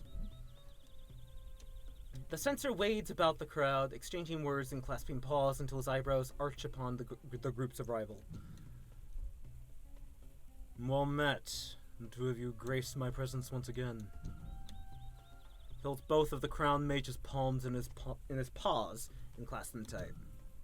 Then he passes between the two, muttering, "Mind that you maintain that grace when others sorely lack it." That sounded urgent. I wonder what he meant. Well, if it isn't the little upstarts themselves! I don't know who's talking. As luck would have it, they immediately get their answer. That's Vitus and Valisus? Look at their clothes, so old-fashioned. Hello. Nobles gawk at the two as if they're on display. They smell like they've been traveling, too. I thought they would be bigger, more lively. You'd think so, too, considering the lion looks more boy than man. At least you aren't being called old this time. You're not helping. What are they mumbling about? Are they mute? The tall wolf with a plump belly waits his way through the jeering crowd to get a better look at the crowned mages. Finally, somebody worth talking to! Don't complain, at least he's willing to talk to us. Thank you? Nikos is here. Nikos? I see you've heard of me. He's at it already, buttering up his next opportunity. Wolf shoots the brawny nobleman a nasty look, which makes them depart with a huff. The others here can say whatever they like, but they cannot say they are the guests of honor. Are you both truly the messengers of the Lord? Well, others have called us that, certainly. Are they wrong? Perhaps they are right, but only on the surface. We summon the great heroes, and the divine speaks to us. Valisus looks around him as if waiting for someone to interrupt him, but it never comes. At least you sound confident. That's good. As expected, you must be confident to manipulate others around you. Grown men are bounty common boys. Are they controlling Lord Sulpicius? That poor fool has gone mad. An embarrassment. A stain. Enough! The censor's voice silences the bickering nobles. I remember when more boy than man used to escape the lips of the great houses when they looked at me. Now every one of those houses scrambled to kiss my ring for a chance of favor. First you hurl insults at my guests without giving them a chance to respond. Then you accuse them of baseless crimes rather than any based on evidence. I know you all want glory, and it's pathetic. I'm not here for glory. I'm here to sate my curiosity. I can see that you're here, Nikos. The censor purposefully addresses the man without looking at him. Where's the dictator? He was supposed to be present tonight. I don't believe he's supposed to do anything other than what he sees fit. His republic needs him. I suppose I can agree. Though he can hardly be blamed if he doesn't have the energy to attend a banquet you host, as pretty as it is. And why don't you think he has that energy, Nikos? Did you tell him that it would be too taxing to attend a feast? Or that you'd fill in the details for him? Certainly. There's more than enough for me to go around, after all. Various looks Nikos up and down. Perhaps a bit too much. Too much wine will do that to you. Nikos smiles, and the two stare at one another for a spell. Murderers! Until that angry shriek breaks the silence. What? No!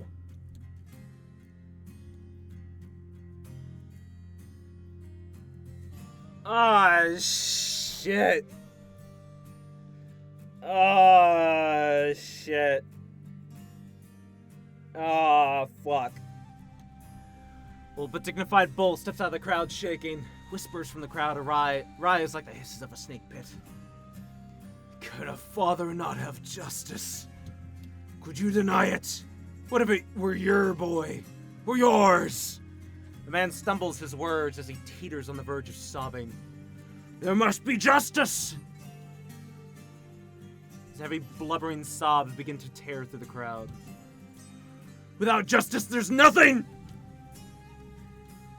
Various arches an eyebrow at the bull, then turns to the crowd mages looking alarmed. Censor lowers his voice to a whisper. Crown mages, we must end things here for the night. But do as I say and return to your lodgings at once. Quickly. Varys raises his voice to address the crowd. Gentlemen, your worries reach me and must be fairly considered. So too do the words of the Crown Mages who present worries of their own and who have developed a reputation for providing Ironepolis with effective solutions to its problems. Democracy will be our recourse at the end of the day after each voice is heard.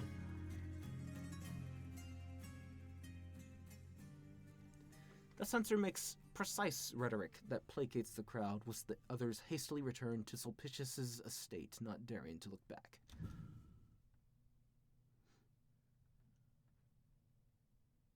That's the father of the guy we killed, isn't it? By the time they return, the sun has set into a heavy, gloomy air. They lock the doors behind them, catching their breath now that their silence can finally be broken. The bloody hell happened. You lot are gasping for breath like dying animals. We were so close to meeting the dictator. It was a disaster. Stressful, yes, but not a disaster. Just so you don't forget, you caught Nikos' interest. And that means the dictator will hear all about you. You're closer than ever. At the cost of our safety! We were accused of murder. Well, are you not innocent? I don't like the sound of your silence. It's complicated. We're certainly not murderers. The former legatus of Ionipolis was a terrible, destructive man, and we barely escaped him with our lives intact. I see. Well, no matter what happens, now that you've been accused, there will have to be arbitration in the court of law. Arbitration? During the war? Hey, calm down. I'm just a messenger. No need to get angry at me. I'm just the middle guy here. No need to get mad. I'm just telling you how things work around here. Of course, I'm happy to help if you need it. We're going to need it.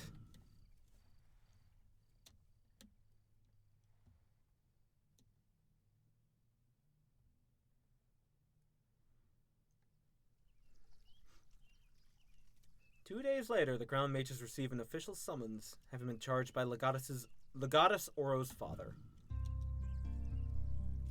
Here's the paperwork. Things just keep getting worse and worse. It says we have a week. You're both going to have to collect evidence to support your defense.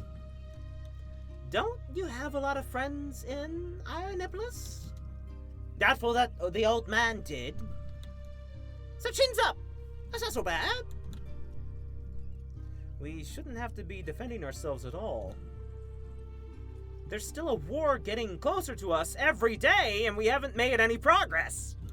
Me and Vitus want to get our home back. Valisis, you tried to make the demiurges show up last night, didn't you? And did it work? Clearly not.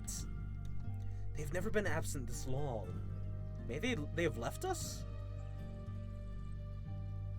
I fear that's not possible.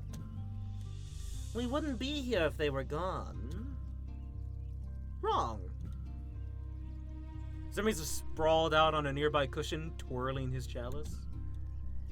We're bound to the Crown Mages, not the Demiurges. Oh. So you haven't noticed yet? Well, I suppose you wouldn't. You're too self-absorbed. You must be obsessed with paying so much attention to me.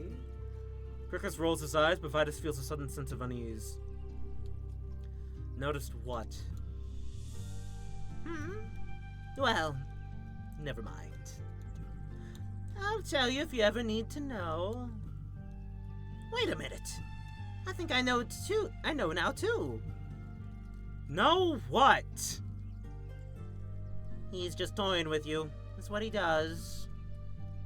I was just offering to be helpful. Your harping is getting real tiring. Then why don't you share your discovery?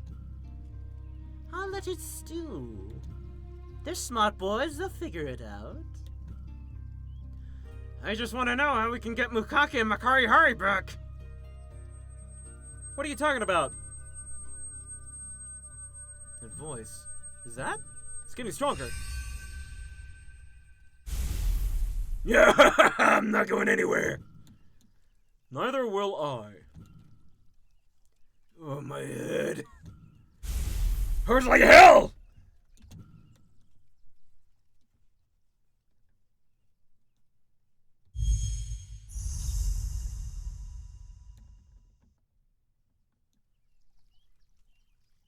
Where have you two been? Why didn't you both come back to us earlier? We've been here the whole time, but it's been difficult to reach you.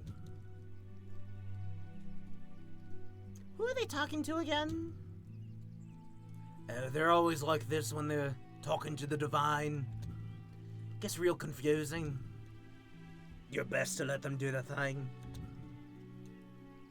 Yeah, it's loud as hell in the city. And I keep remembering stuff. What sort of stuff? Mostly useless crap. But a lot of it. I've been remembering things too. Things that don't make much sense to me. Go on. The truth, for certain. But there's also a lot of emotion behind it. You've always been emotional. It It's your thing. Too bad you don't know how to be direct like me. What kind of emotions are they? Sadness and guilt. Guilt? Well, it's troublesome to explain. Why guilt? I remember losing something. Or perhaps losing my way. I feel as if I discovered a larger sense of myself shrouded behind fog. Ever so often, the fog parts. Then it thickens again. It started around when we arrived in Pruna. I am connected to this place.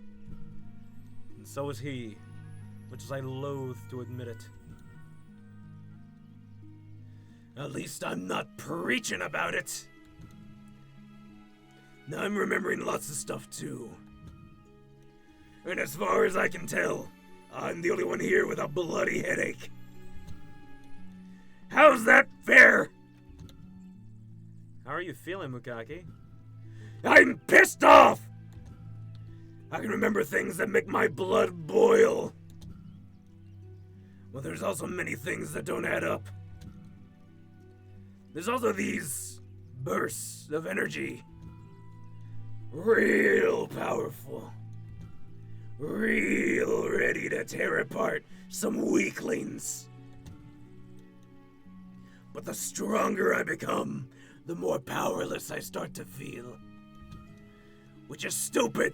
Makes no sense. Strength is something that makes me powerful. I see. These kinds of conflicted feelings are painful to entangle. If it helps at all, I think it's normal to feel powerless sometimes. We all feel that.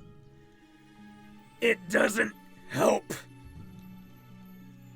Because to me, you're the ones who are supposed to feel powerless.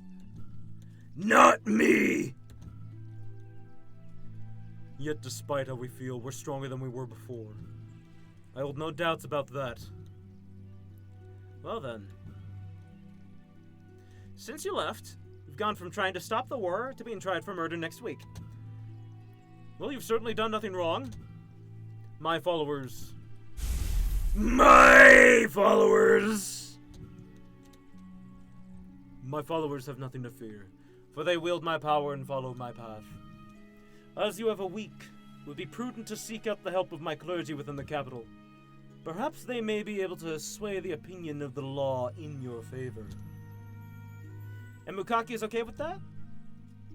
Sure, why not? You saw the state of the last temple we visited. Those acolytes were hardly his devoted followers. It's only natural to lose your way when trying to follow the path of some stubborn prick. And considering how you're looking to help yourselves, using the clergy sounds pretty great to me. I don't care who they serve so long as they can help us.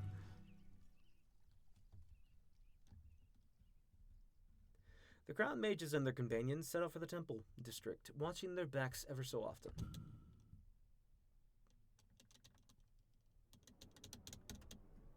The golden glow of Makari Hari's temple beckons them as they enter, the light sparkling in the pools reflected upon the sandstone walls. Within, they expected to find grand art and architecture beyond the scope of their imaginations. They also found something else entirely. Crown mages! Oh, no. What is he doing here? Why isn't he in Ironopolis? Salutations, friends! We meet again, and so soon! Your trials, tribulations, and your utmost dedication to Makari Hari have inspired me to follow in your footsteps. Holy Archive 12:1, those who do not have shoes might find their own in the footsteps of others. That wasn't the original context of the passage. We were asking a cobbler's guild to make shoes for those who had none. Perhaps both interpretations are valid, as long as Lord Makari Hari wills it. We don't have time for this! I need you to listen quickly. We are being charged with murder, and the council will decide if we're innocent or not. Can the clergy here vote in favor of our innocence? Well, well, what? Holy Archive 16.2, seek not power when there is grace.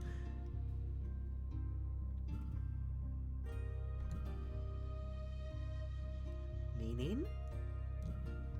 That, clergy has no power here to sway the nobles. That's it. Circles begins to pry the Holy Archive from the High Priest's grasp. No, the Holy Words! There's nothing holy about reciting passages at people devoid of their meaning or context.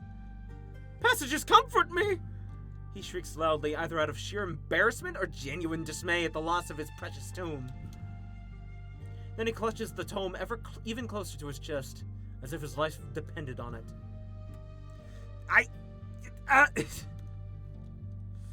That was wrong of me. But is it more wrong for me to be okay with you misleading people? Sorry. High Priest trembles. I will admit that I don't think I always understand the Holy Archive, but I do genuinely believe that good intentions will guide people in the right direction, even if they're wrong? No. Well, maybe he has a point. What?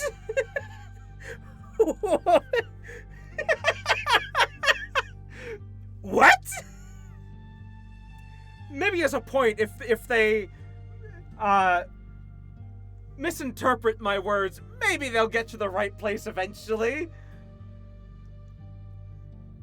Why don't you just help people? Anything within your power. It's as basic as that. I'm trying, I promise. Then if the clergy truly cannot help the crown mages, do you perhaps know if there's somebody who can? Well, possibly. There's an oracle that the nobles have been listening to as of late. Idol worship? Of course, it's idol worship. This capital is in dire straits. An oracle? What a load of hogwash. There's nothing worse than giving up your free will to something fake and arbitrary. At least they're choosing to be control freaks when they follow Makari Hari. Ow, my hair. Ow, ow, ow. There. Being pulled. Might as well base your whole life on a spinning bottle if you're going to take predictions seriously. Can you tell us where to find this oracle? Oh, easily. Right over here! They're part of the church, actually. High Priest describes the location of the oracle, a small storefront in the heart of the market district. Before the group leaves, Vitus pulls Circles aside. You surprised me back there. Oh, I know. I feel awful, but that man really aggravates me. Why do you feel awful? Because he was right. He did find comfort in those words. Sure he did. But he also stopped thinking for himself. You told him what he needed to hear. Well, that may be true. But my words hurt him. Only because it's painful to hear the truth. Took a lot of courage to do that. Yeah, I guess. I'm proud of you. Huh? I didn't expect you to show so much resolve. Well, it's a lot easier for the little things like this. Not the big things. It never is it? Well, Let's just catch up with the others then. Right.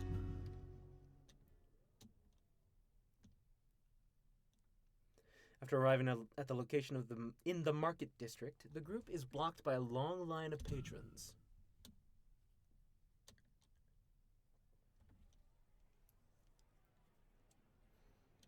Oh, wow, there's a lot of people here. If this oracle is so popular, then Kairos must already know plenty about them. Not really. I only know just enough as the next average noble. Seems we'll be waiting a while. Perhaps you could tell us just enough about them anyway? The point taken. Let's see. I hear that for whatever he does, he manages to make it real spiritual for his audience. Rumors say he can solve any problem you may have, so long as you have faith in him. And plenty of Monera for from your coin purse, no doubt. He apparently makes prophecies. Accurate ones. Anything becomes accurate if you're vague enough. Much easier to fool and manipulate men than predict the future. I'm sort of an expert on this thing. Well, that was refreshingly honest. I've just seen Zermes work plenty. Boy, does he work plenty. It's still hard work, you know. I just make it look easy. There used to be spells that could tell the future. Wait, really? Yes. Revelations that come to pass with certainty given the correct conditions. I once knew a magician who could see them while we... Bot. I once knew a magician who could see them while he wove his tapestries. Another could see them in ripples. One too time consuming, the other too fleeting and lacking depth. So you're saying this oracle may be the real deal? It's within the realm of possibility. Especially in this city. The crown mages ponder Crocus's words as they wait to be seen by the oracle. The sun begins to sink by the time they're called upon. A stern-looking attendant guides them to the front of the hot room lit by many candles. A dizzying perfume of jasmine exudes outward towards the street. It's as gaudy as I presumed. You're one to talk. Your temples are as gaudy as they come. Jealousy looks even worse. Is that him? Vitus waves his hand to the alligator in the distance. Hello? Address the oracle, Drusus, with respect and expedience. He has a great many people to see. With skeptical faces and hesitant hearts, they approach the oracle's sanctum. The oracle's sanctum? Are you not referring to yourself? You must be Drusus. The two crown mages who come knowing no magic. Valises, he knows who we are. Everyone we've met in the city has identified who we are. Oh, right. They pursue what affects us all, while all they neglect is lost in the shadows of their wake. They bring companions summoned by their desires, but are they able to wield the tools they command? A dagger to cut truth from the cloth of the heavens. A spear to guide those in need. A circlet that can give as much as it can take. And a chalice that looks empty but contains all things. 10 of you come today, but only one of you will ask questions. 10? He's right if he can see the demiurges. Ask if he can see us. Yeah, I'd like to know if he can see us. Mukaki makes a remarkably rude gesture with his fingers that earns him a harsh look from Makarihari. However, the Oracle doesn't flinch. Can you see all of our traveling companions? The Oracle does not see. The Oracle only knows. Right. Vitus will ask the Oracle 3 questions today. Wait, why me? Only 3 questions? Because Vitus is the only Vitus. And because he has already asked 2 questions of me. Oh, come on! Those shouldn't have counted! This is terribly confusing. I like his style. I like his style. Maybe he is a fraud. He's just using tricks to make it seem like he knows something.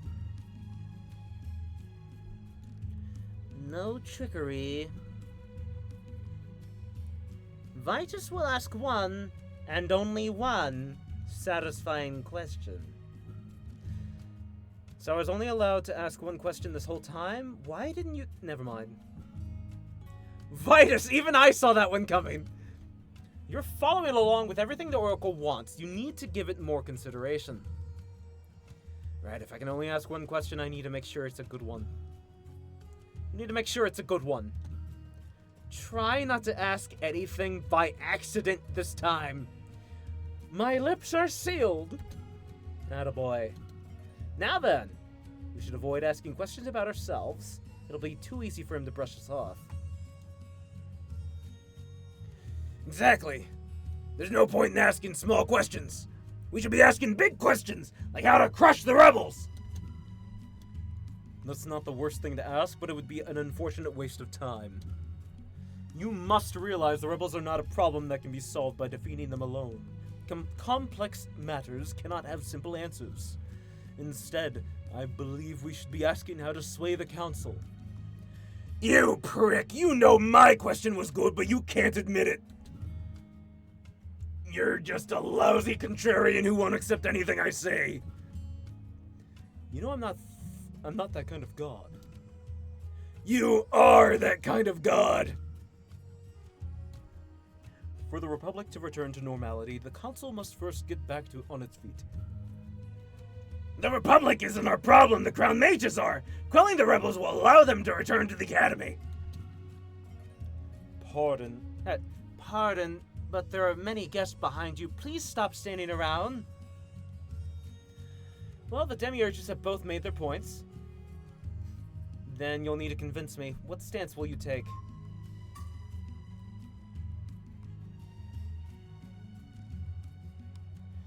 The council.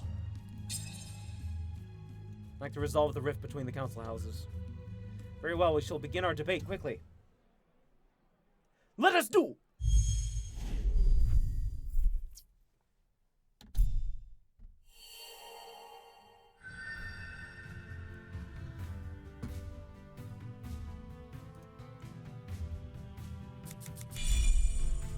Obviously, you should be asking about how to crush the rebels. Violence will cause uncertainty and unrest and will only lead to more violence in time. Who gives a damn about what happens in time? The Crown Mages need to know what to do right now. Crown Mages aren't the only ones who matter. Even you should know that, Mukaki. Ha! What kind of self-centered god ignores the desires of his followers? Individuals can always live happy lives if society is at peace. It's as simple as that. Blah, blah, blah. Keep on lecturing me and see what good it does. Demiurges, it's fine to leave this to us. I can't think if you two keep yelling in my ear. Now show!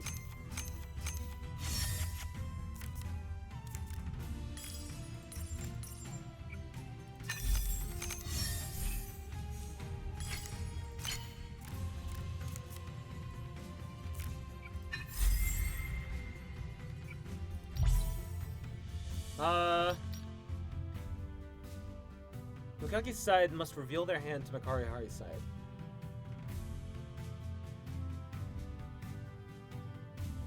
not really that. That doesn't help much.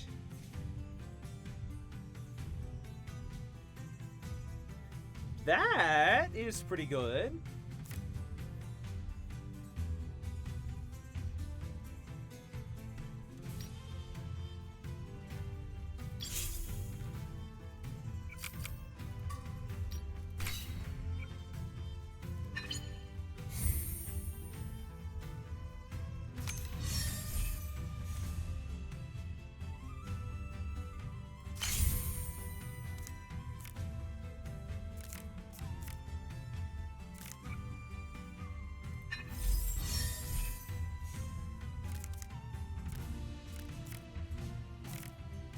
Yeah, that's not gonna help me.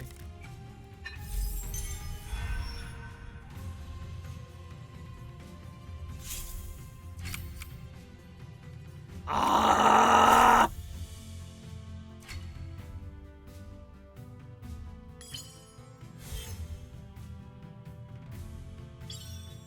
Damn it. Damn it.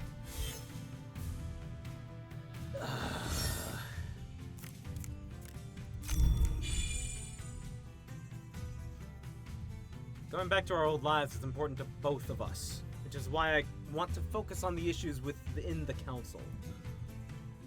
But we're just two people. Dealing with the rebels is going to be hard enough as it is. As long as you are guided by my principles, you will be fine no matter the obstacle. Your principles didn't stop them from being accused of murder, now did they?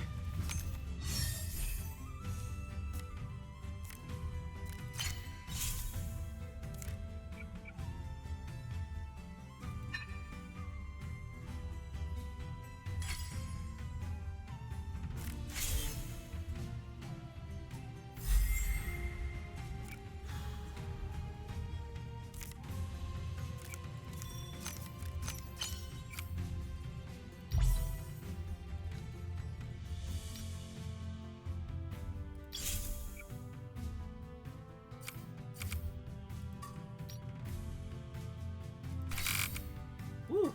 Shit!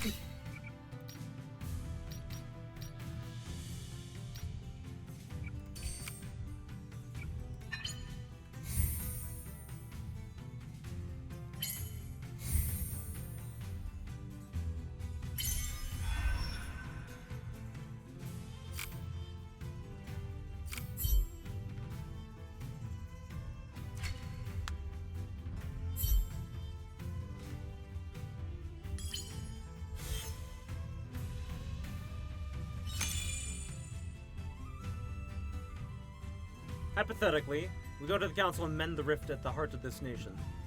That perhaps our journey may take much longer than we'd like. I'm worried. Worried that we're in over our heads. Perhaps our choice here doesn't matter and we can never go back. What do you mean?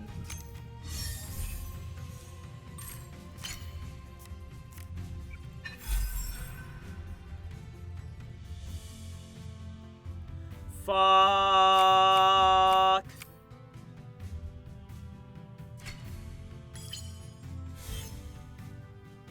It's certainly not that bad. I have 4.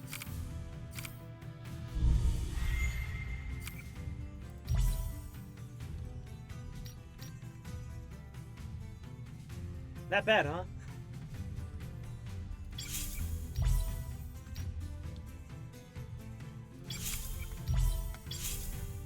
Fuck you. There we go. Ah, there we go.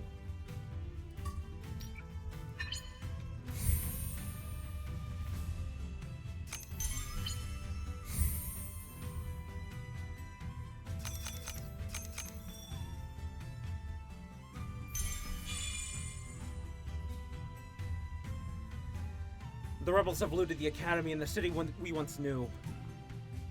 The cause of that was bigger than the two of us. Bigger than the responsibility we held as crown mages. We might not be able to go back to our old life now if we don't resolve these causes. Why not? We're nothing special. We can't use magic, and the demiurges certainly aren't much help. We should only be dealing with what we need to. We're in enough hot water as it is. Gentlemen, could you please decide upon your questions? My guests are waiting. This is about their future. That's right. Shut up and listen. The attendant can't hear you two.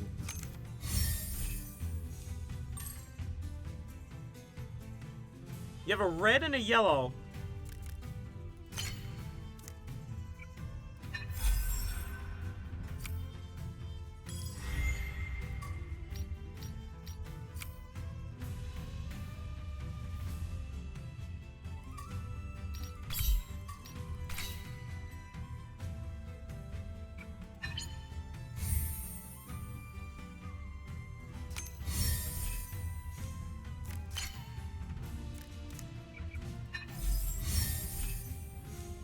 Damn.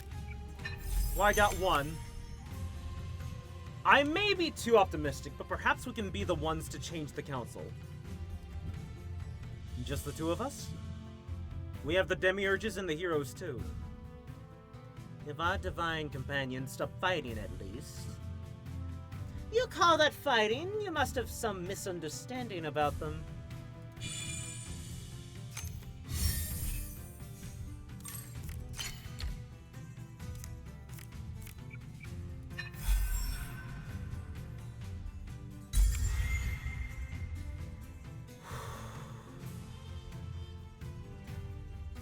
Wait. Oh.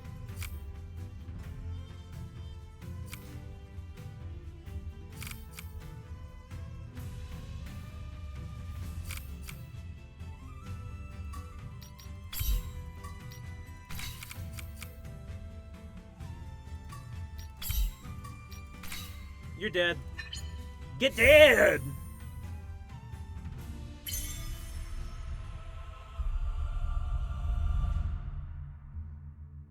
I need to hear your final answer, Valisis. I think you're right. If this oracle can tell us anything at all about the trouble coming our way, then we should be asking about the council.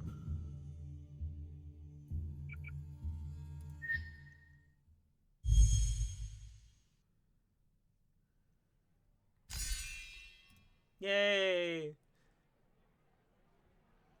After some back and forth, clarity dawns upon Vitus. Tell me, Oracle, how can we mend the schism within the council? The alligator takes in a deep breath. It exhales. Vitus finally asks his question of the Oracle, his words weighty with purpose and hope. He would have asked it sooner if he could ask them 2 questions. Quiet, you. The alligator presents his crystal ball towards Vitus. He chants in hushed and measured words as darkness dances in the corners of his eyes. Vitus looks towards Krokos for reassurance. Krokos silently nods back. The Oracle has peered into the threads of fate that twine your life with a future enshrouded. But answers you'd so desire lie hidden in cold clarity, like winter's sky glaring down on desert sand. Or where rivers divide the land by whereso they run, you are the mountain in its basin standing defiant. Time does not mend the will of nature, but to mend is a word brought in existence exclusive to the world of man. This word is an outsider's fabric most red of wine and blood sewn together, healing house and heart.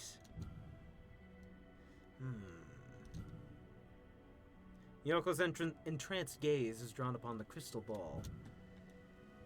Above you stands a guiding light. With a fervent flame, you only need courage to wield it. Walk beside divinity, and it will lead you to a path of future favor. What do you mean? An outsider? Vitus asks his question in vain, the Oracle having already given his final answer. I'm making a fool of myself. That's fine. You're always doing that. You're not making me feel any better. Your question has been answered. That will be all. Be on your way and be quick about it. Oh, and do remember to donate on your way out. Fortune favors the generous, after all. Gladys drops a coin in the donation box as they walk away. Thank you. Yokel says no more.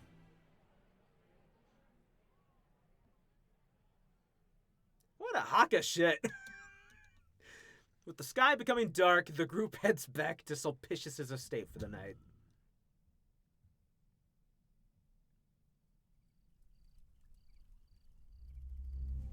Now that we have some privacy, I can confirm that the Oracle did cast a spell. Does that mean he was telling the truth? Perhaps, or perhaps not. Spells involving precognition are unpredictable. As every mage is unique, so are the results. I'm not a fan of such indefinite things, but I can say one thing for certain. Whenever you attempt to predict the future, what you find is always fraught with ambiguity. If that's the case, then what's the point of this kind of spell? Because if you succeed, then whatever faint notion you see is absolutely correct. It's just up to one's own interpretation. An outsider was explicitly mentioned in the vision. Peculiar, don't you think? But we don't know who the outsider could be.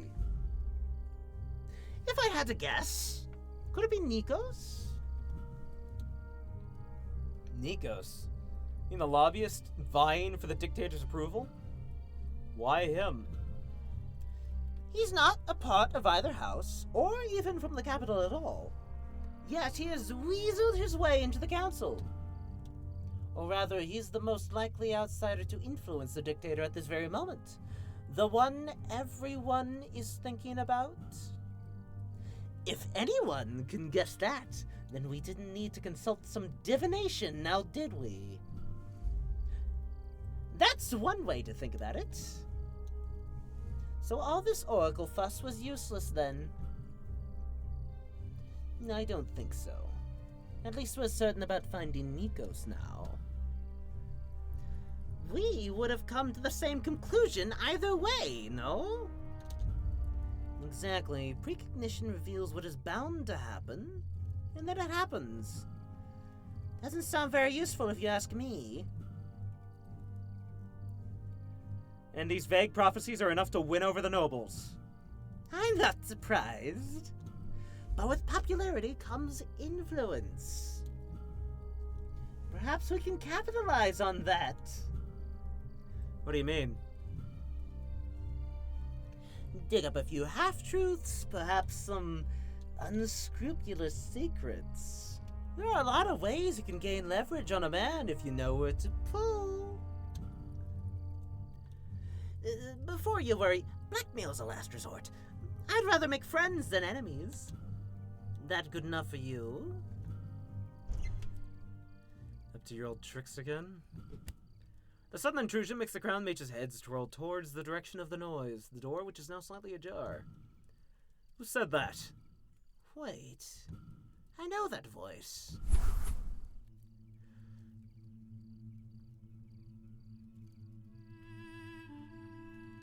I don't remember his name.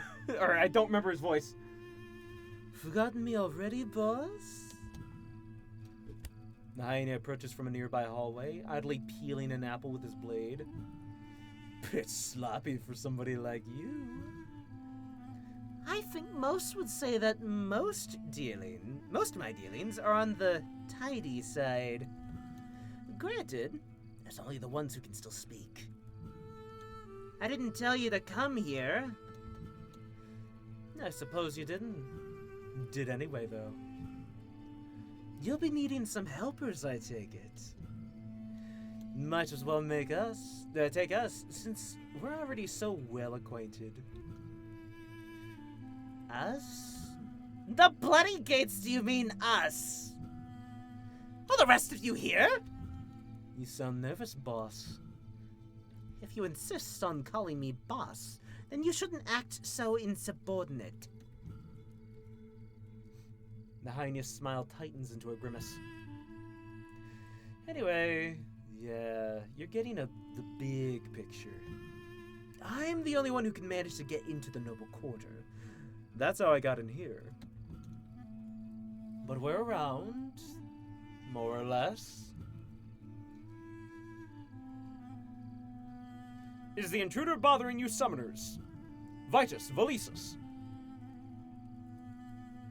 The ground mages notice Reese sneaking up behind the thinnest hyena, glancing towards Herklaus, as if waiting for permission.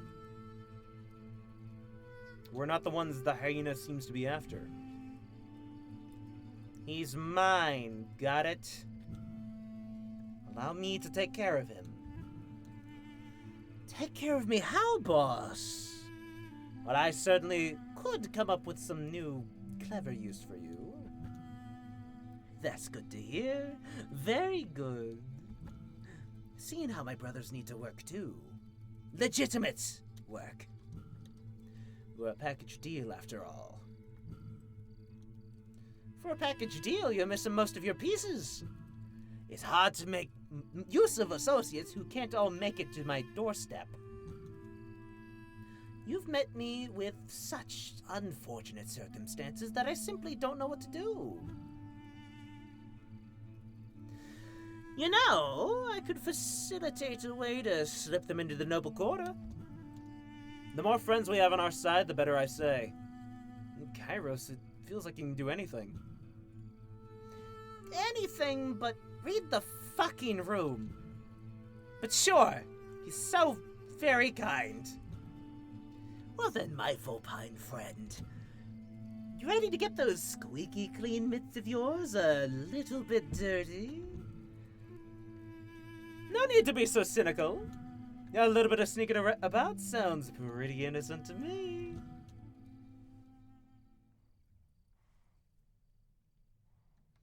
Later that night, the Crown Mages and their companions meet up with the Hyena Gang outside the Noble Quarter.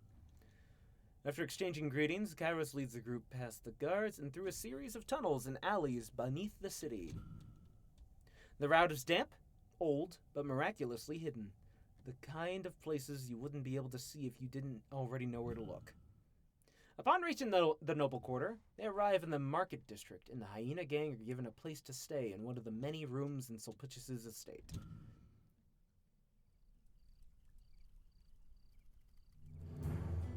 So you're really here, boss?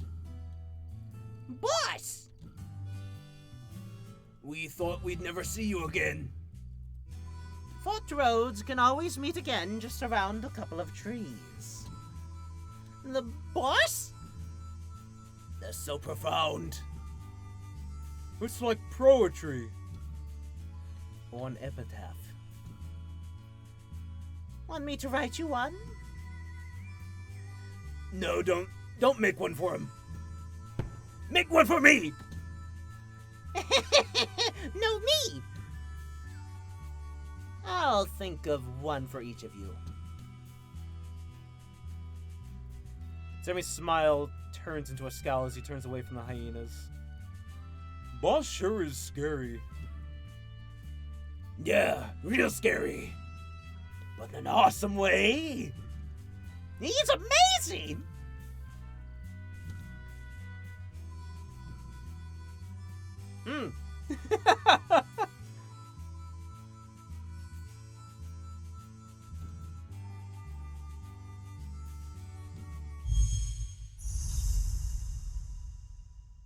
The Crown Mages have been in a pitiful mood ever since their return to Sulpicius' estate. Valisus paces around the courtyard, and Vitus ponders beneath a tree, both troubled by the state of the council and the accusations levied against them. Vitus's downcast eyes catch his reflection in the pool, his hopes being washed away with every ripple. Zermes offers the tepid young men some witty remarks, but neither return a smile. Hold on. I guess, okay.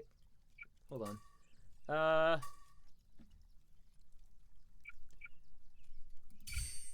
Can I save?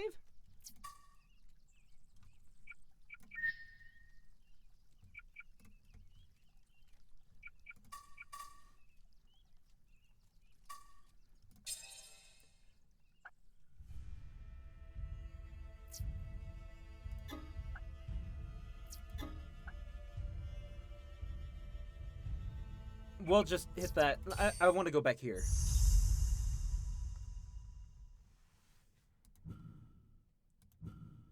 Oh, wait, no, okay. Cool. Never mind, this is what we're supposed to do. Only a knock at the door is enough to pull their attention. Oh, you're back. You should be glad I am. We're busy, what's the matter? Just came to check on you. Have you eaten? I'm aware Sulpush has left you with some Monera. There's so much delicious food in the capital. You should enjoy it. How could we be in the mood to enjoy anything now? Just thinking about standing before the council gives me a stomachache. Not to mention the rebels are attacking other cities. Well, this won't do it all. All that worrying will only make things worse. Tell me, have you come up with any good ideas today? No, not exactly. We must try, we don't have much time. I know exactly what you need. I'm quite certain that both of you must take a break. Fresh ideas are born from refreshing experiences, and you both look washed up. Allow me to guide you once more. I may not be good at many things, but I know how to make people happy. Sounds like we're kindred spirits. Now, I couldn't possibly compare to you, Zermes the Savior. But sometimes it's easier to open up to someone who hasn't got something to lose. And I can guarantee I know this city better than you do. Well, they don't seem very interested in what I've got to lose. Perhaps you need to relax your attitude, too. What about you? All you do is bring trouble. Enough, both of you. Kairos, what did you have in mind? At least you might have some new ideas for us. I just want to recommend a good place to relax. I'm not aware of anyone who wouldn't like it. Allow me to show you to my favorite bathhouse.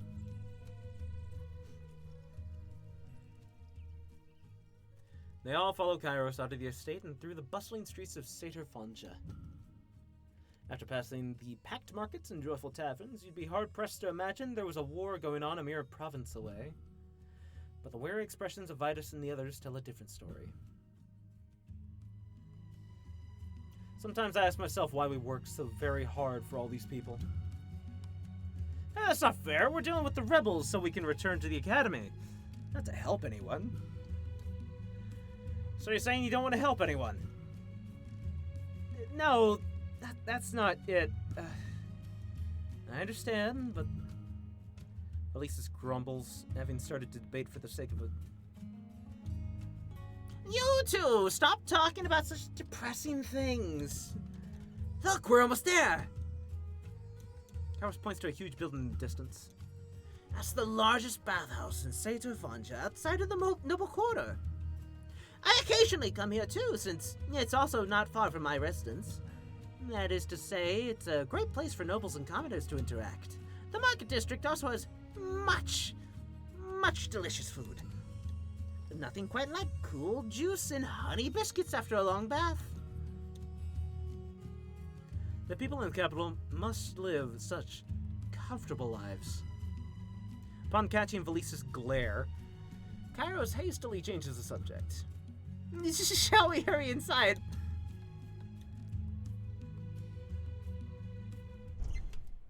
He leads them all into the bathhouse with some urgency. Yeah, I kind of figured it would be the same exact picture. Oh well. Steam permeates the air as towel-wrapped patrons mull about the baths. The crown mages and Cryos,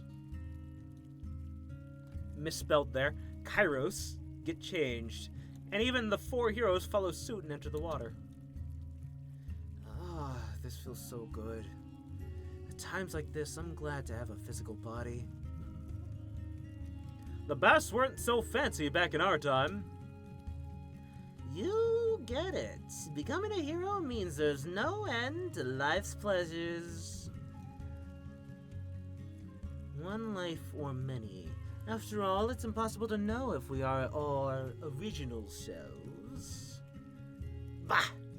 I'm getting used to being opposed with meaningless prattle. You think I have the energy to argue with you? I never said who I was talking about. Ease up. I can't believe you two have so much energy even while bathing. I just let out a big sigh.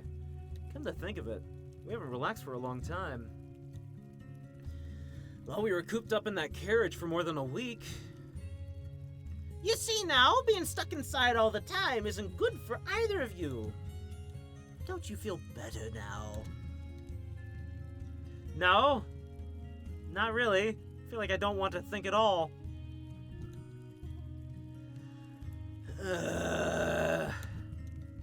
Well, you do seem to be enjoying yourselves. But before I leave, I should remind you of one thing. Remember how I said nobles often come here? You may have the chance to meet many important people who can help your cause. There are also private baths available. Perfect for private discussions about sensitive matters. Sensitive matters, eh? Yes, confidential ones. Between nobles and commoners, major agreements often originate within these very baths. Rumors, too. Gleaning new information is also a way to scratch up new ideas. So you're suggesting we ask important-looking people to talk in private? You're new around here. I doubt many would trust you yet. But do keep your options in mind. That's good and all, but we don't know how to approach nobles to begin with. Exactly! Just rely on me if you need it. Why are you so willing to help us? Why wouldn't I? I'm Sulpicius's friend, and I know you're here to stop the war. Not to mention, the 4 great heroes are on your side. And Lord Makarihari himself, but I'll take your word on that one. I would be foolish not to help you. My, what an upstanding fellow. Ha! Like your opinion matters. You can be jealous all you want. Anyway, look out for me if you need help making connections. Okay, thank you very much. We really appreciate it. No need, just be sure to not tire yourself out. With a wave of his paw, Kairos leaves the bath as if to give the crown mages space to talk. And here I thought we were supposed to be taking a break, not talking to house members. Kairos strikes me as someone who is very considerate of their actions. He could have any reason to do what he does.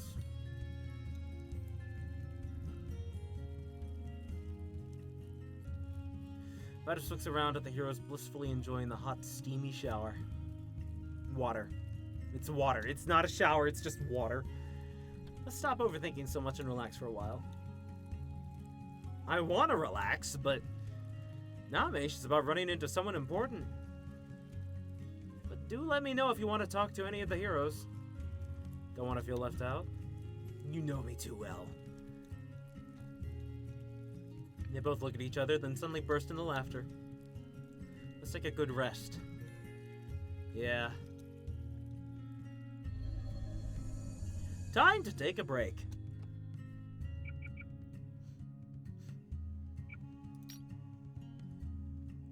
Has Crocus been distant lately?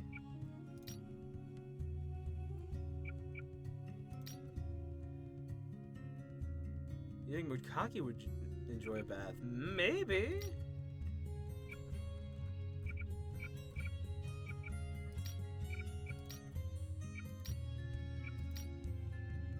Let's do this. This seems weirdly important.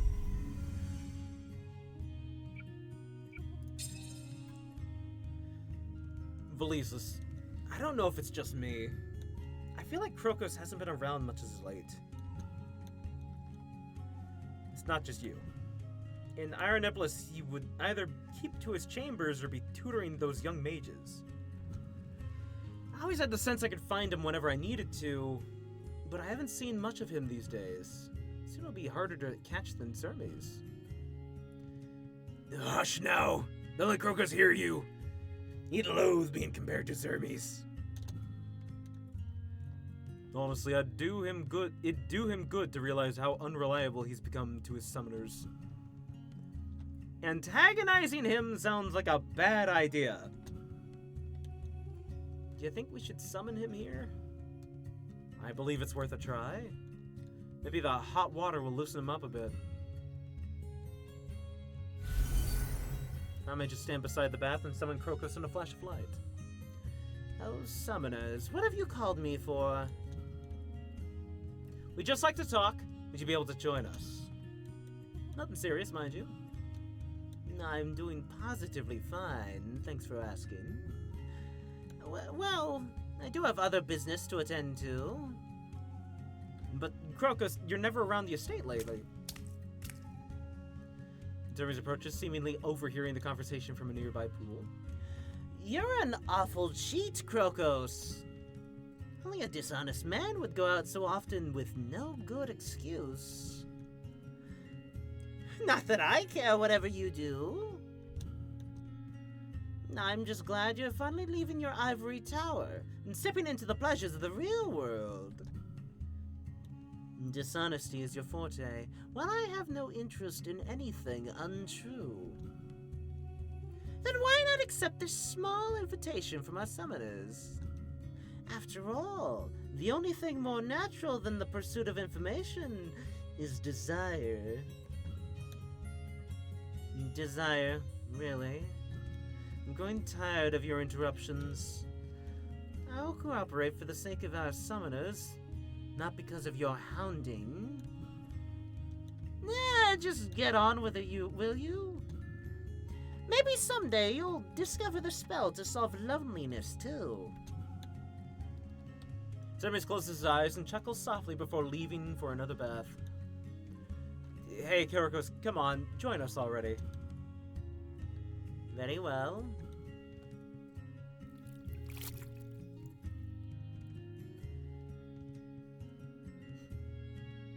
So what have you been up to when you go out? Must I tell you? You won't stop until I do, will you? It couldn't possibly be that hard for you to answer. I understand magicians have their secrets, but they are your summoners. They are responsible for your actions, too. I am very responsible, I'll have you know. Well, whatever, it isn't anything worth hiding. I've been attending the Capital Academy and learning the modern magic of this era. Modern magic? I thought your magic is much more impressive. But there are reasons to understand unimpressive things, Vitus. The deeper you delve into the study of the arcane, the narrower your knowledge becomes. Even when so much magic from the past has been lost? Let me put it like so. When a gardener prunes a great bush, those wounds become buds of fresh growth. New ideas, but young ones. And what foundational concepts remain are so very close to perfection. That sense's magic seems so effortless. I'm a little envious.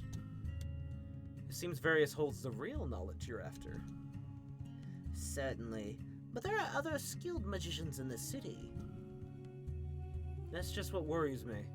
Only nobles learn magic around here. In other words, you could very well be conversing with senators from the House of Lords. I won't deny that possibility, but I am only interested in the exchange of knowledge. I won't let it interfere with your goals. Besides, isn't it a good thing to have a few acquaintances among the senators? Not if we don't know about them. I only ask you to trust that I can avoid making enemies. You seem to trust Zermes with a lot more than that.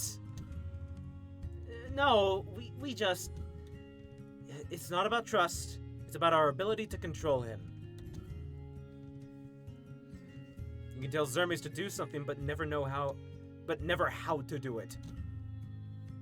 Then I'm telling you both to trust me more. If you insist. I also want you to be open with us and tell us what amazing things you've learnt each day. That's possible. Neither of you are very adept with magic. I worry it would be boring. Not only about magic, but about people, too. What do you think about Various, for example? He's smart and very well spoken. Think we can trust him? In my personal judgment, yes. Would he help us win our case? Perhaps not in a professional capacity. He is a public figure, after all. But maybe in a personal capacity? If you can gain his trust. What does that mean? It depends. Stop being vague! That isn't helpful at all! What do you expect? That the censor will solve all your problems for you? That's not what I mean. We just want to know who our allies are. I can guarantee he won't be our enemy. Well, if you're willing to go that far. We won't stop you from leaving, but promise us you'll help with the nobles. I can help, but I don't promise uncertain things. Unlike Zermes. Especially not like Zermes. I trade in knowledge, not bribery. Let's not be picky about methods if there's no other choice. No problem. I trust you have it sorted. We're counting on you, Crocus. You two are being far too serious. I won't let anything happen to you. Don't stare at me like that! After all, I can only continue my studies so long as I remain in this world. Crocus gives a smile that reveals his old soul before leaving the ground mages alone in the water. If you ask me, he's trading more than knowledge with this Various. You really are perverse. Nobody needs to know what you think. What, do you really believe they're so innocent? Out of all the magicians in the capital, Crocus has a soft spot for just one. Doesn't mean it's our business to fuss over it. Crocus should only have eyes for the two summoners here. Otherwise, what's the point of summoning him? That's going a bit far. You're not taking this far enough! Alright, quiet, you two. You think Crocus will ever find the secrets he's looking for? Whatever he wants from this life, I hope he finds it fulfilling.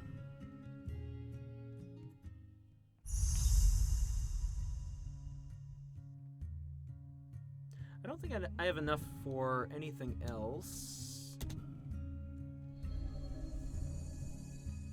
I only have like 25 left, right? Nope, I have nothing.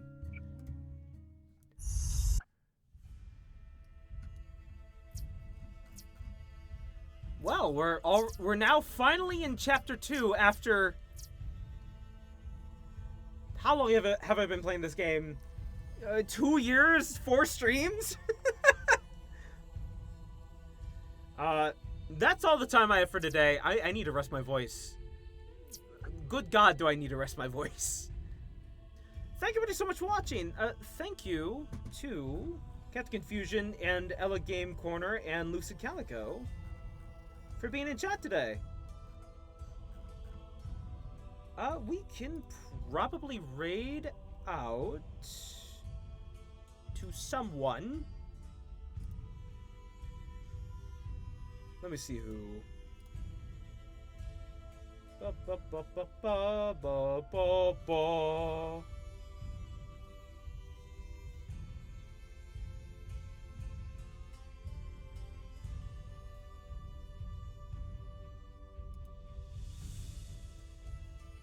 Let me see.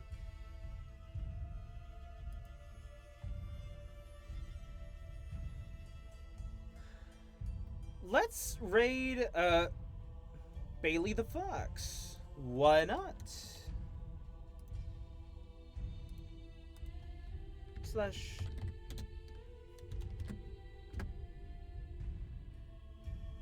There we go. Alright. look, I do love the story. I love this game. It's really quite fascinating. Some of the themes they play with. I guess this is just a game I'll just come back to randomly whenever. That seems to just be the theme for this game. It's not that I hate going back to it. It's just that it strains my voice a lot. Excuse me. It strains my voice a lot. And that's partially because of how I choose voices randomly out of thin air.